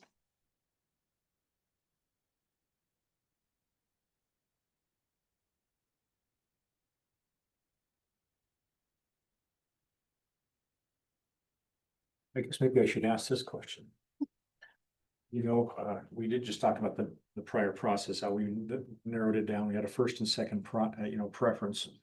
I thought we had a lot of good applicants that had a lot of good relevant experience, including public health and degrees in public health. But on the other hand, we also have a candidate who is now a reserve health officer and has been here at our meetings for a couple of years, and we've seen her participating on a regular basis. We've been very engaged. And I'm just kind of wondering, are all our roads eventually going to lead us to just simply say we want Dr. Maxwell? Now, if I'm misstating this, you can correct me and think if you want to review them all, or a few of them, I'm fine with that, but I'm just kind of throwing that out as a thought. Surely, I brought this up last month because of how long this process tends to go, and I remember us kind of siding with the side of due process and staying status quo of how we do these things. And so I would err that since we've already noticed this opening and that we've got 6 applicants, that I do think we unfortunately need to narrow it down to 3 and just go through the process. Well, then in that case, I would like to also suggest that we interview Jaime Ricardo Perez. He's a family nurse practitioner, and you may know him, or not, maybe you don't. It says he works at Community Health of Central Washington, but well, no, you don't work there anymore, do you? You do work there still. Okay, all right. Maybe you do, maybe you don't. Anyway, but that's not why I selected him. I just thought it's a family nurse practitioner. He has some interest. And as we look through that, the candidates that we are looking for in this position, the code pretty explains the categories, and it's consumers of healthcare that have been affected. There's some from those that are maybe regulated by it, or business owners, or those that are in the healthcare profession. And of course, Dr. Atteberry is obviously from the healthcare profession. So there's part of me that thinks I kind of want to lean in the direction of putting another healthcare provider in there, but again, that's up to the whole board. But I suggest, again, Jaime Perez. I'll second.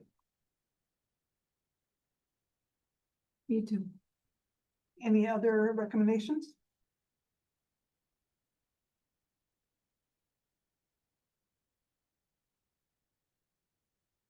Do we have any, because I don't have a list in front of me, any specific?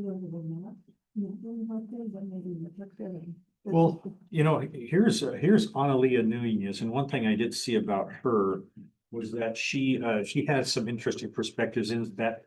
One, she's a mom to an autistic son. She's also a small business owner that has a taqueria. She works currently with the State Department of Commerce. I thought, yeah, that's a little bit of perspective. Maybe she's worth, taking a look at. Any objections? If not, we'll make her our third. I did have another one, Anthony Maldonado, who is at ESD 105. So ESD 105 is a partner that does a lot of prevention work with youth, families, broad spectrum of different things with youth and families. Yeah, that was the one I was going to suggest was Mr. Maldonado for his experience with ESP 105 as the third candidate.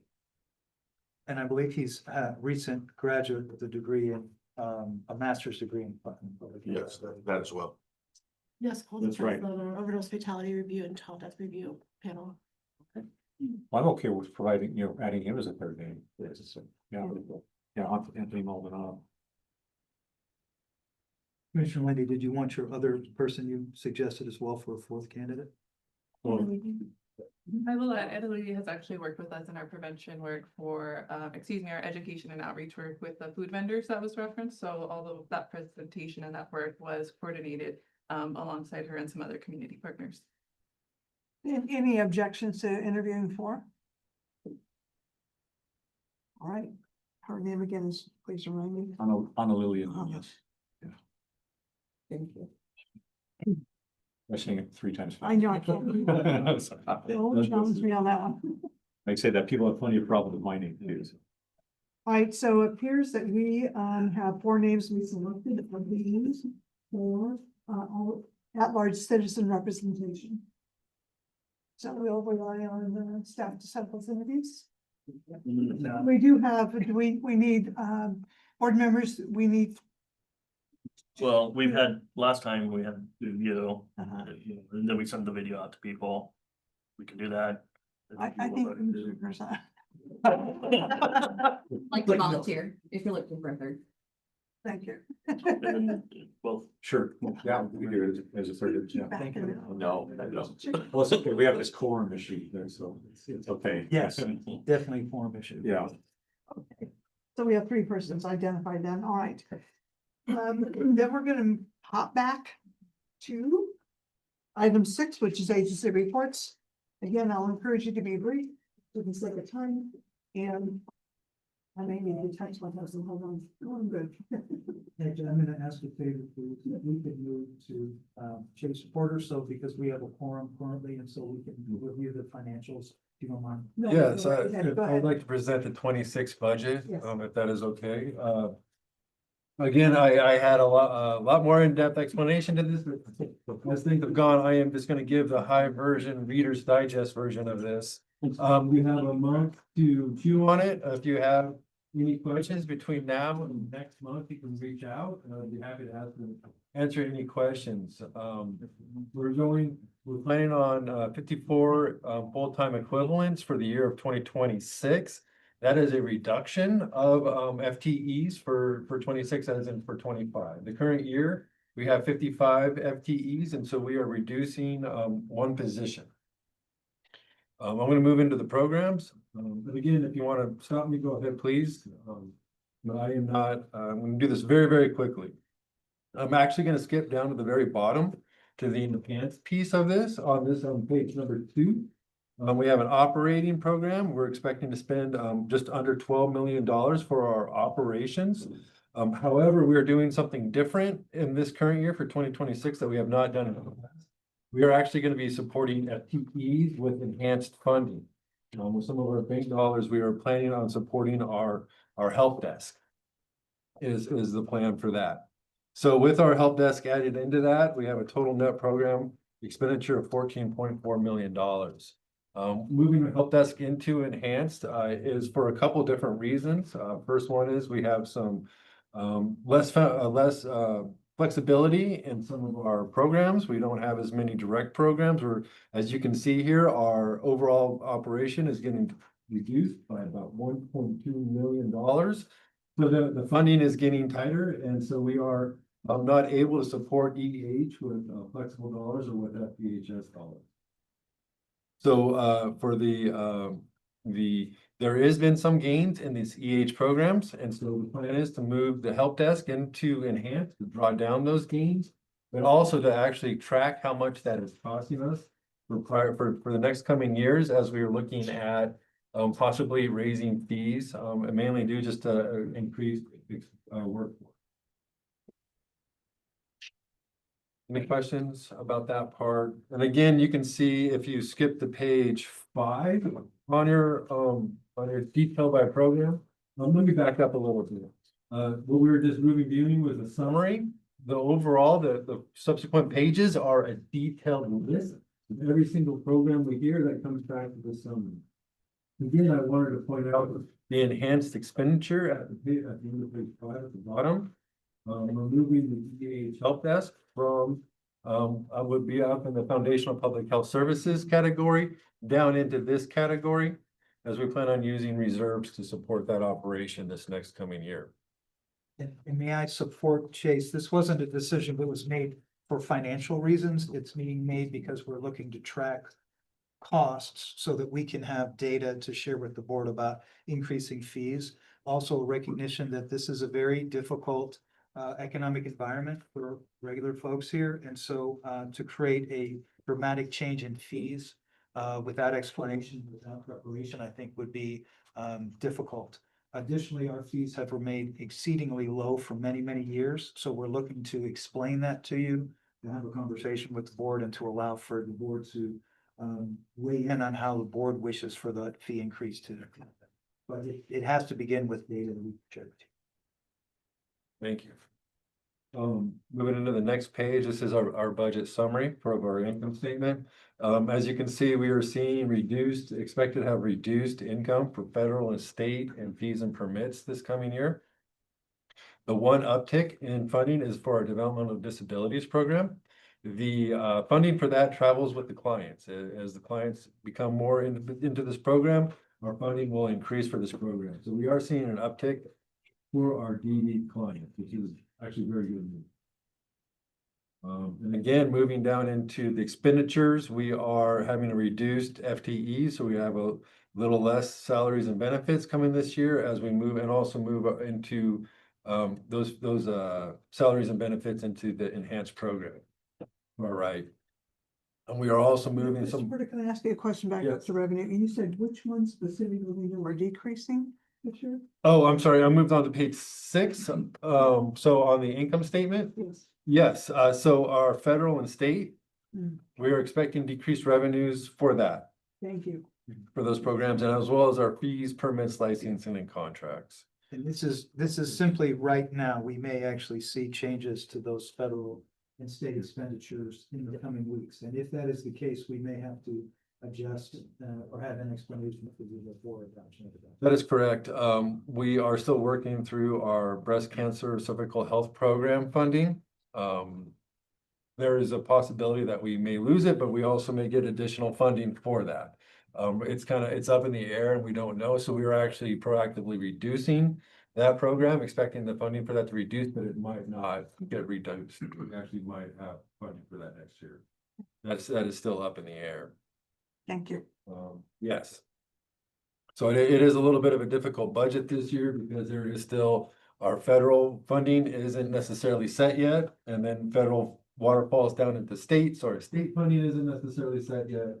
And so that's, we're taking into consideration possible losses for that. If we do get that funding, we will continue to support those activities. And that's a part of why we have the such a robust enhanced budget. We're also planning on moving our legal fees to enhanced as well. We're still working through some legal issues. So we're trying to use enhanced funding for that as well. Jason, if I may also add, the Emergency Operations Center local match still remains in that. So if that were to be approved before the end of the fiscal year, we could move on that with the funding that we have in our enhanced funding currently in the 25 budget. Yes, we have $500,000 scheduled for the OEM investment. The legal fees included here? The legal fees we're moving into, we're trying to use our enhanced for, and it'll be over on that side of the vision. And again, a lot of that has to do with legal fees regarding limited purpose landfills, which has dramatically increased in terms of hourly rates for us from legal.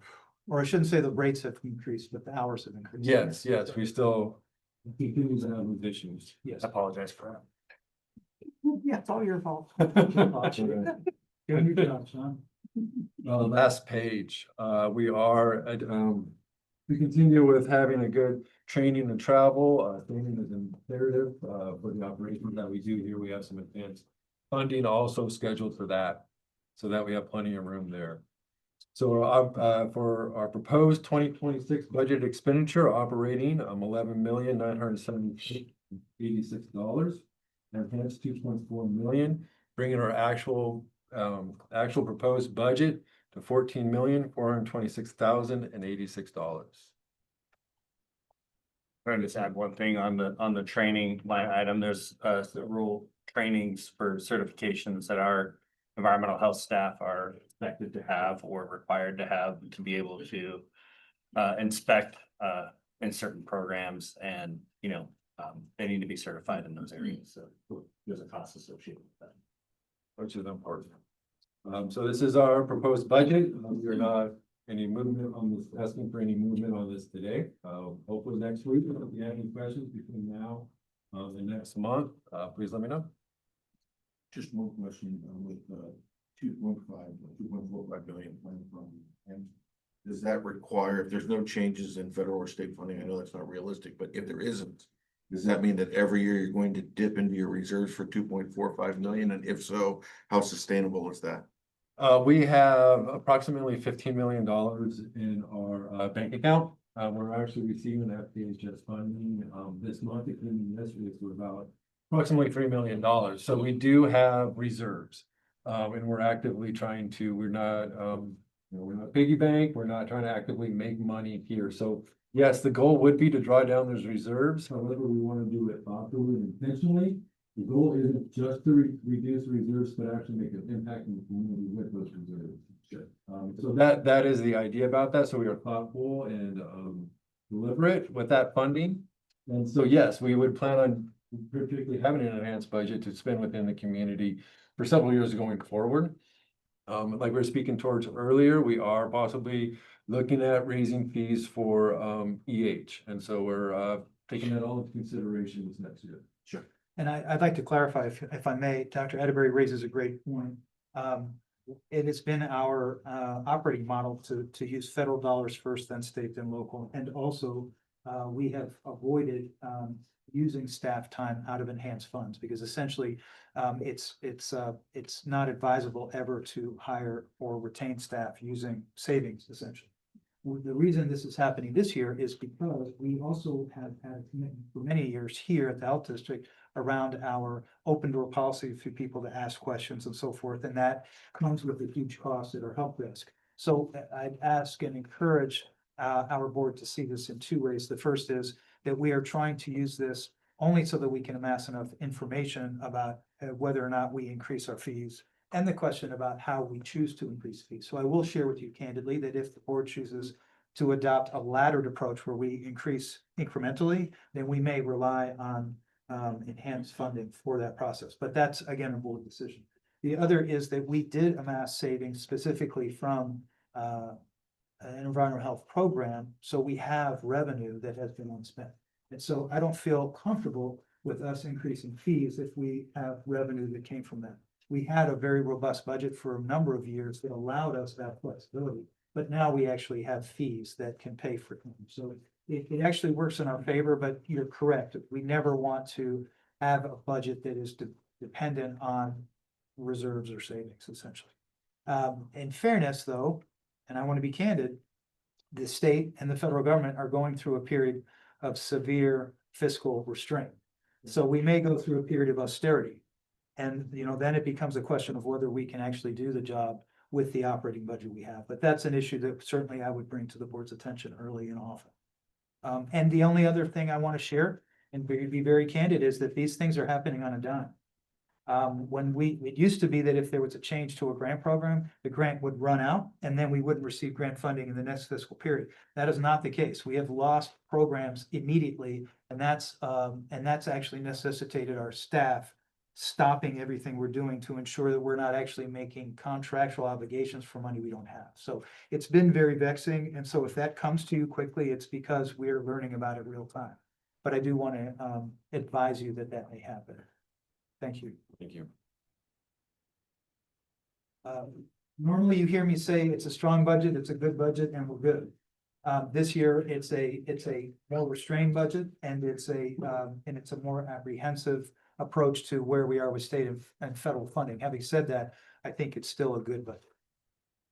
I have one quick question. I think it looks good. I've always highlighted the fact that we have a large amount of reserve, so I appreciate the fact that we're spending that down to justify the operations. The only question I have is $739,000 in technology. That's a huge expense. Are we planning to do like a major overhaul of the tech, or is it? Yeah, we do have an investment for our Acela program. Okay. That is very, very expensive, and time consuming. We're also continuing on our workday. We just wrapped up an audit, and workday has been excellent. It's been a great investment by the county and the health district. I'm very, very pleased with that system. Yes, we are continuing to invest in technology, anything to help make this place better, right? And so we are continuing our Acela investment. Yeah. Yeah. Point out that came from the county. I wasn't gonna say. It's workday, yes. But I think the goal with the Acela too is to also better align with the services that Yakima County Public Services provide, that we provide. A lot of those things overlap with each other, so we want community members to be able to access and apply for things, pay for things simultaneously, as well as the monies go to the right agency. Yeah, so that'll get us there, huh? Yeah. That's the goal. So we also have a contract with TS as well to support all of our TS, and so that's a very large contract. Did you have something? Yeah, just to follow up on this. So I'm looking over the last few years where that budget on technology has been, right around 250,000, but there's a 500,000 enhancement this year. So is this a one-time thing? Or it's be that high or not? Possibly. Okay. I can't speak for what we holds for this next coming year. Technology is certainly something that we are just continuing to invest in. That is something that is, as we go through this remodel, we're starting to see, we're needing new systems and really replace some of the old systems. And so, yes, technology is continuing to be an investment. It would be nice if it is a one-time investment, but I don't know if that's good. Yes. All right, thank you. Chase, I'd also add, we have a multi-year, if not 5-year plan around Workday where we've had a significant increase in investments. As well as So SLA. I think Yeah. that's almost $100,000. For SLA it is, yes, and we're. So those are, we're committed to that work in partnership with the county, but it is costly. The other is the reason that we put all this in, and usually it's a robust, enhanced budget, because when the board adopts the budget, they're adopting the entire budget with enhancements, so that we, if ever have a problem financially, we don't have to come back to the board to ask you to essentially reopen the next year's budget. So that's one of the reasons why we make certain that we have ample funding. Also, we have seen, and it can change in this enhanced line, but we have seen dramatic changes sometimes to community need and community response. So that's why there are many unintended things that may become very expensive for us. And that can certainly move around within the enhanced budget. Blame software as a subscription. Yeah, subscriptions are very expensive anyway, so just please don't get an L, okay? We want. I was actually talking about. Commitment, No. by the way, I do want to thank our staff, Victoria and Mariella, who spent many days working with technology companies to ensure that we actually had working technology in this room. So it wasn't working as of Friday night, and it wasn't really working Monday morning, but it's now. So that's an example of us investing in real-time support, so thank you. That's right now. All right. Thank you, Mr. Porter. Any other questions? All right, then we'll move on. Appreciate that. Commissioner, just want to tell me. I need to step out as well. Okay. But we can review the financials, but they're not adopted. Yeah, there's. Okay, we want to review the financials. Review the financials before we leave. It needs a motion to adopt, right? No. Just review if you wish, if not, we don't. I've got to go. Nice wish. You do good work, Chase. Thank you. Thank you. We have 2 members leaving, so, yeah. Thank you so much. Thanks for hanging in.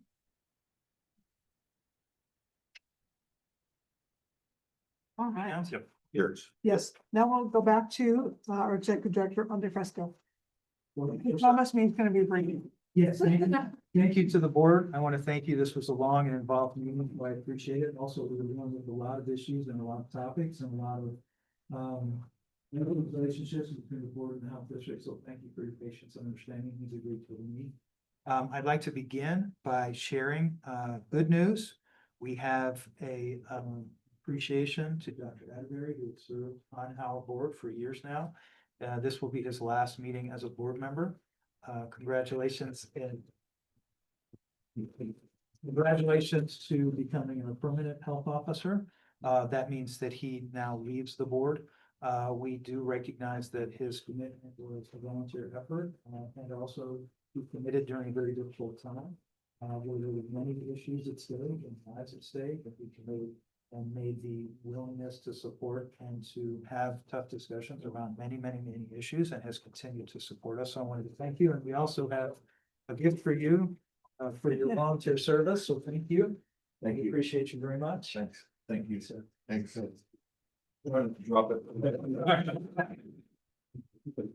I can't guarantee the glue holds that. It's okay. Yeah, I have a wall of mementos like this, and so I will add that to the impressive wall of mementos that I take pride in every day. Thank you so much. I do also want to thank again everyone's patience as we navigated some interesting topics. There's a great deal of information. So if we receive more information, we will share it with you real time. We shared with you only the comments that met the deadline. There are other comments as well, which will be shared or have been shared I think we were able to share them all. I got Okay, them in this morning.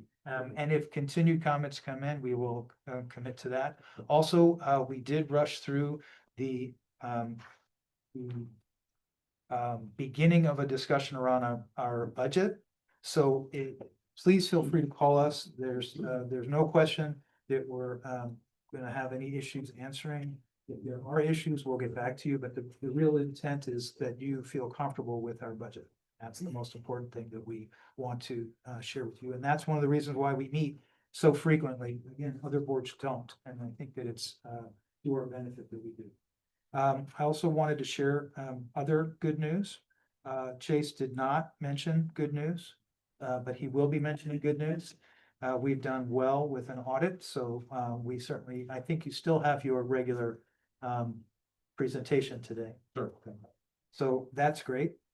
Also, Ryan represented a Washington State Association of Local Public Health Officials. That's a lot to say, but it's called WSOPO. He represented us as, was it a new training? We pay for New training. deputy directors. Yeah, so it's called deputy directors. We envision Ryan to be more than that. He's the chief operating officer. But certainly he represented us, and the way that we operate in terms of a working relationship is really ideal. And I think that we're operating at a very high level. Ryan can certainly address some issues that came up in that meeting, but again, Yakima as an institution is supporting other health districts around the, or I should say health jurisdictions around the state, which I think is really wonderful. I want to thank Andy for being here, but not presenting, so thank you. You win the prize, you get to come back next month. Yes. Do it again. We did mention the budget. Again, it's a measured budget. It's a good budget, but it's not an ample budget the way it was in previous years. And with this comes realities around staffing. I do want to share with the board, we have a very small staff for the work that we accomplish on behalf of over 250,000 residents. That remains our operating model. We commit, as Shawn said, to training because we want cross-training so that we can cross-support each other, both in terms of people within a department and interdepartmentally. But that allows us to really lean into efficiency and effectiveness and how we do the job. So we remain exceedingly small in terms of our employment footprint compared to other jurisdictions around the state. That saves taxpayers money and that gets the job done. So we're grateful for it, but that's why we commit so much to our staff and to their training. I did want to just add quickly, I know that we've had a long conversation around this issue of the letter. I recognize that the intent, again, may have gotten unclear. I did want to share with you, though, that part of this discussion has been around the fact that there are people in our community who are feeling peril and feeling fearful. And those are not just people who may be here under complicated immigration status. Those are everyday citizens, and those are people who were born here. And we're also talking about people who have children who were born here legally, and the idea of separation from them is absolutely anxiety provoking. And I share that. It's not my place to speak for other people, but I will share with you that we're talking about people who are anxious around going to work, going to the hospital, going to a clinic, receiving social services, working with us, and even going to school to take care of their children. And we're talking now about people who are concerned because their children are concerned, and we don't want fear for children. So I'm sharing with you, I think this is a larger issue that I'd like to address as a health district, and I'd encourage a relationship and a working relationship with the board on this issue because it is absolutely unnerving for people. I would also share with you that we're right in the middle of the apple harvest. We are the fruit basket of the nation. We rely on hardworking folks who are just doing their job and going home, paying taxes, and literally doing work that many people don't want to do. The last thing I want for them is to feel fear that they're going to be separated from their families. So we commit to everyone who crosses these doors, and we commit to everyone in our valley. And that's part of our mission. And thank you for your understanding. And that's all for me, unless you have questions. Thank you. Let's move on to our Chief Operating Officer, Mr. Ibach. Okay, so you now have a budget proposal in front of you, so you have a month to look at that. And then next month, they'll be on the agenda to vote to approve that. In the meantime, we will advertise to the public and have on our website, and that's the budget. the hearing, public hearing for that, which we'll hold next month. And board meeting. And then lastly, just the remodel is pretty much done. We just have a few things that need to be wrapped up, but it's gonna take a couple weeks to get some final things wrapped up, but for the most part, we're done, and so we're looking forward to showing you off the remodel next. We get our Yep, tour. next Okay, month after thank the you. board meeting. He wants it perfect. Yeah, there's a few things that need to still be done, so we won't show it off once those get done. You get a little sneak peek in here though. Huh? Yeah. Welcome to the lobby. And that's all I have today. Thank you, Mr. Ibach. We will now move on to, well, Mr. Porter, do you have further things to share? Yes, I do have a couple things I would like to share. First of all, I'd like to say, we just completed an audit. We had the exit interview this past Monday. Board Chair Byers and Commissioner Lindy were in attendance. Thank you for coming to that. They did a financial and federal audit, which State Auditor's Office issued an unmodified opinion. That is accounting jargon for a good job. Yes. So then, we, this past year, I would like to say a special thanks to actually Mariella. She's in the room with us today. We implemented a GASB, which the State Auditor's Office informed us. We were one of the very few people to implement it correctly, and that had a lot to do with Mariella. So thank you for that. Also, our Workday investment continues to pay dividends in these audits. It takes a lot of stress off of our staff. Lastly, I'd like to go over the financials really quickly, if you don't mind. It starts on page of the seven, page 9. And it is on the screen as well. In the month of August, we had a slight gain of $40,000 and a prior period adjustment of $3,600, bringing our annual loss to $1.3 million. The allocated budget through for revenue through the month of August was $9 million. Our actuals coming in at 7.3. For expenditure, the allocated budget was 10.5 million, and our actuals coming in at 7.1. So we were approximately under budget at the moment by $1.8 million. So we have lots of room. Moving to the next page, page 10, we seem to see not as much generation of revenue in our foundational public health. However, that is funding that we received in prior year that we carried forward that is reflected at the bottom of these financials. And expenses, we have some building expenses coming through and are under budget in a lot of categories in salaries and wages and in their enhanced program. Next page, nothing to speak to here on the next page, unless there's any questions. Program. Getting into programs. Again, I am not speaking to anything in particular for the programs, but on page 14, we do at the bottom have totals by department.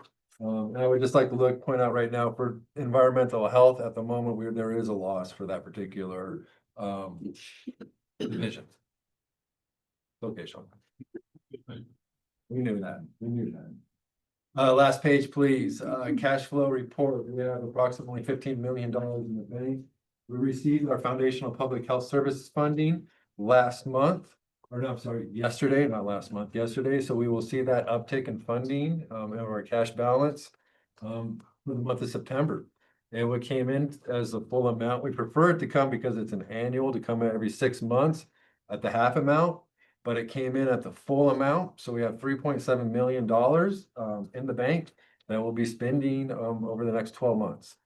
Well, actually 10 months. We've spent already a couple months of it already. Any questions on that? And that concludes my review. Thank you, Mr. Porter. Thank you, Chase. All right, next we have our health officer, Dr. Atteberry. So this month has been an interesting month for us. I broke my report into really 3 parts of 3 because some of this will be reiterated in just a minute. But on the local level, we obviously, you guys got our notice, and we had an environmental health issue in which we found contamination at a local meat market, and we had 3 cases of E. coli H70157.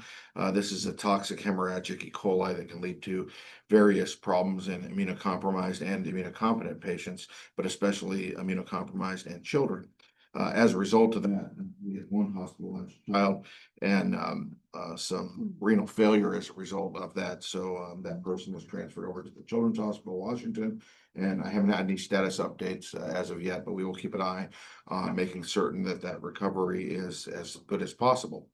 On the local level, also the TB issues that we're facing continue to be impressive, and we're following a number of cases, and we continue to manage them appropriately.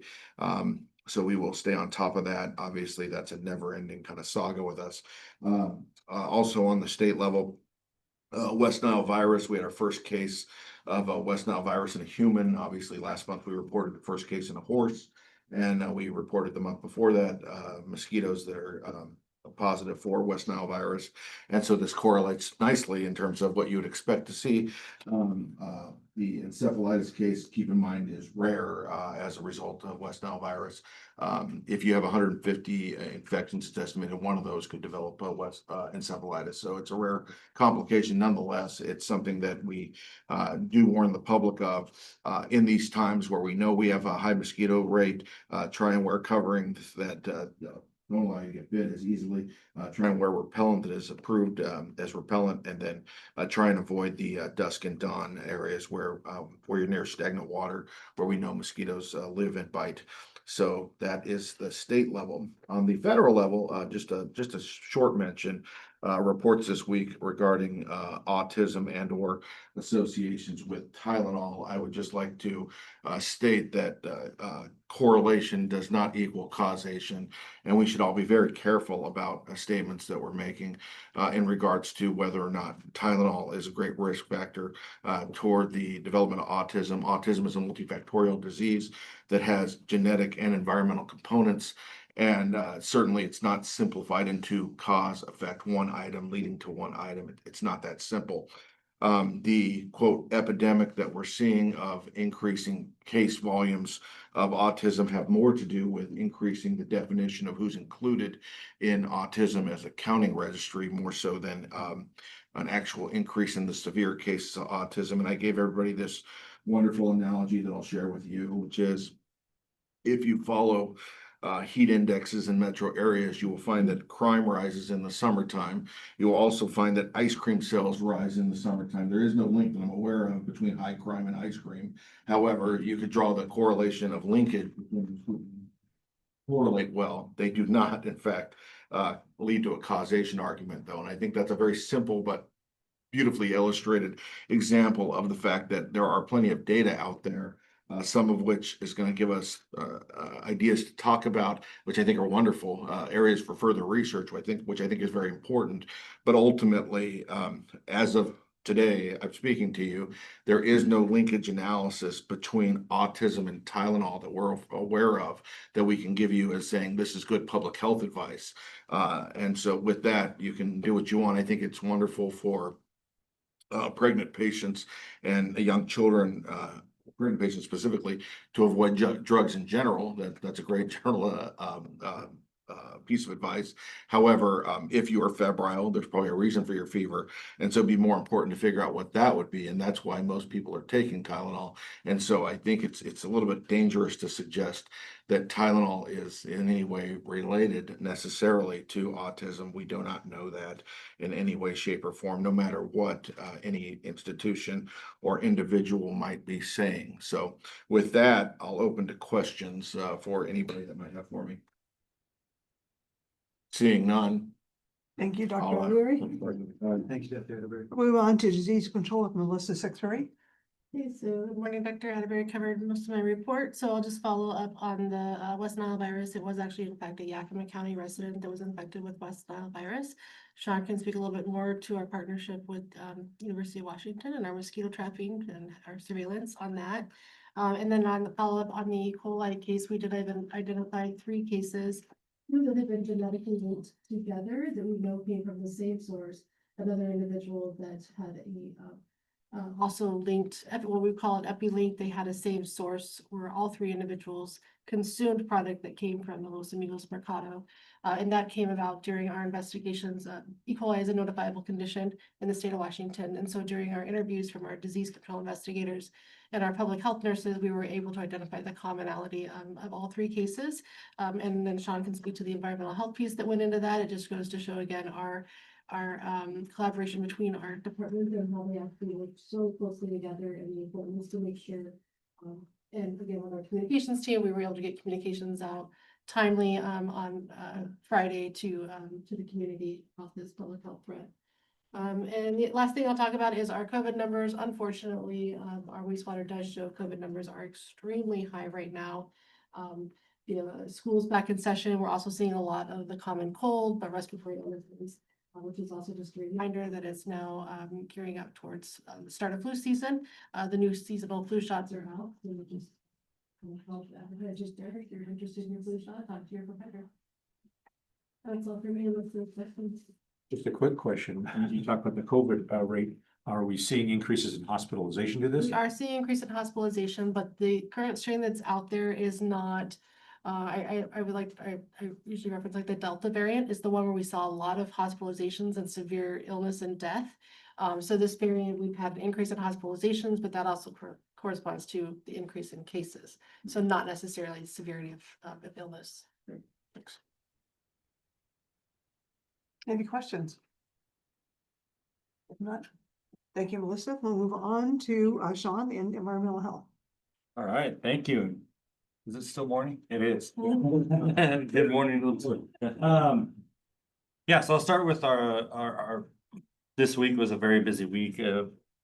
Couple outbreaks, or the one outbreak that's been mentioned, the West Nile virus case and a horse and a Yakima County resident. And we responded to another foodborne illness outbreak at another facility. That, along with doing food inspections at our fair that's happening right now, and ongoing issues at some of our solid waste facilities, it's really highlighted the collaboration and the cross training of staff and the interdepartmental work that we've been working on for the last few years. Really was put on display this last week, and everybody was there to get the job done and then backfill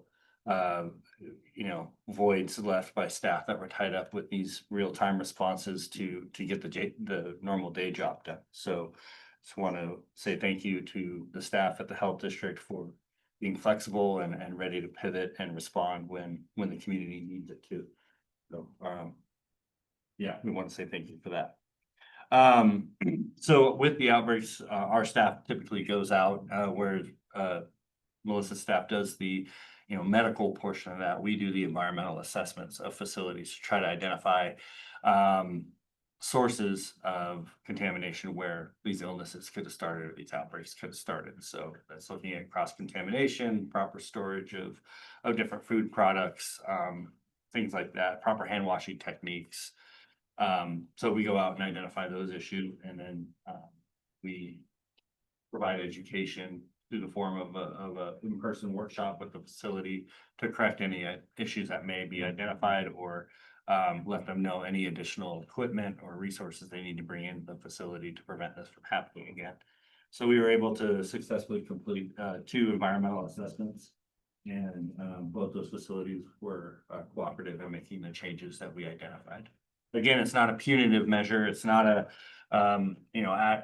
coming from an enforcement point of view. We always lead with education and working with facilities in partnership, and typically that goes very, very well, and we get facilities to engage and be involved and want to make those changes, which happened in this case. Let me share too, if you don't mind, Shawn. Go ahead. We found the people who ran that business to be very willing and open and very responsive. So we also rely very much on the willingness of our partners in business to actually apply the knowledge that we share with them. And that happened very much real time, which also protects the public's health. So we're grateful. Yeah, Absolutely. There's 2 components to that. There was the environmental assessment to determine if there was a threat and what it was. And then on Monday, Shawn's team went out along with State Department of Health for the educational piece of it, and educated their employees on best practices for future. Yep. Yeah, they were able to implement those changes real time and are successfully reopen their facility safely. So it's great news. We learned something new. As you know, we do mosquito surveillance throughout the lower valley every year to kind of fill the gap between the Benton County Mosquito Control District, Yakima County Mosquito Control District. And we've had positive groups of mosquitoes for West Nile virus down in I believe it's Sunnyside and Grandview or Sunnyside. Yeah, Granger. Yeah, get the two mixed up. Sunnyside and Granger, but we didn't have any positive control groups in Zilla, and we've had some positive groups reported by Yakima County Mosquito Control in the Yakima area. So it's interesting that we're seeing a kind of a gap in West Nile virus positives, and what that trend leads to, we don't know. But we do provide surveillance for that so we can inform the public real time. We also learned that we are, even though we're in charge of public health and that generally involves humans, we're also in charge of the health and safety of horses in terms of West Nile virus. And that's actually written in wax. So yeah, we did conduct outreach for the horse that tested positive to the stable owners on vaccine practices and things like that. Horses in congregate settings. So we're well versed in humans in congregate settings, but horses is a new one. But we were Horses in hotels. No. Group settings, yeah. So, you know, expanding the portfolio a bit, but we were able to work with the stable and get that. Appreciation goes out to the team for taking on a new endeavor that we weren't necessarily trained on or had all the information, but we got it done. And that's really the updates I have right now. Any further questions for Shawn? Actually, just a quick question, may not be for Shawn. How is the person that had contracted the? I haven't got an update yet, but I'm following up on that. So All I could say is that for HIPAA privacy is the patient is recovering. Okay, that's Which is great. Thank you. All right. Then we'll move on to public health partnerships. Lilian Bravo. Yeah, so as has been mentioned, it is respiratory illness season, so just a reminder for you all to know about the tool that we have available through the Yakima Health District, which is every year we update a list specifically to show where all the different vaccines are available, specifically for flu, COVID, and RSV. So we call each and every pharmacy clinic to see what they have available, how much that costs, and have that available for the community. This year, we're adding on a mapping component. So for people like me, where lists are a little difficult to read through, you could just click on the map and zoom in on where you know you live. So we're happy to have that resource available to the community. And in the interest of time, I'll save my other updates related to substance use prevention, food security, and some of the outreach with in tandem with environmental health that we're doing for next month. Thank you very much. Appreciate that. Next, we have community programs. Gabby Alvarez. We'll try to keep my presentation brief. I just wanted to touch on our Journey to Success event that we have annually. This event will be held October 2nd at Pacific Northwest University from 5 to 7 p.m. And this event is designed to support individuals with intellectual and developmental disabilities. And we want their families to come in so we can give them connections with essential resources such as employment specialists, housing specialists, legal aid, and transition planning services. In addition to meeting with agencies, we will have 2 expert speakers on critical topics such as protecting wealth and benefits, and as well as understanding the difference between guardianship and support decision making. So we're very excited to hold this event again. This is our annual event, and this is our 2nd year, and we're hoping that a lot of families come to this event. And that's all I have. What is the date and time again? October 2nd, 5 to 7:30 at PNW University. Thank you very much. Any other questions? All right, then that concludes our agency reports and actually concludes our agenda. So if any members have other business right now, we can hop back into that. I would just say, Andy, I read your slides. It's a good report. I apologize that we've done this. It's been extraordinary circumstances. We look forward to it. It's okay. Well, hopefully it'll be finished by the next meeting, so I can give a full report. That would be awesome. Yes. Yeah. It'd be nice to get rid of all the smoke because. Yes, that is let's what do it. the plan was. Yes. Yeah, I think we'll still want to hear about it next month. Yeah. Yeah. Thank you. All right. If nothing else, then I would entertain a motion to adjourn. So should. Thank you. So we have motion and second to adjourn to our next Board of Health meeting, which is on October 29th, 2025. All those in agreement, please say aye. Aye. Any opposed? And we are adjourned. Thank you. Thank you, staff, and thank you, board members, for hanging in.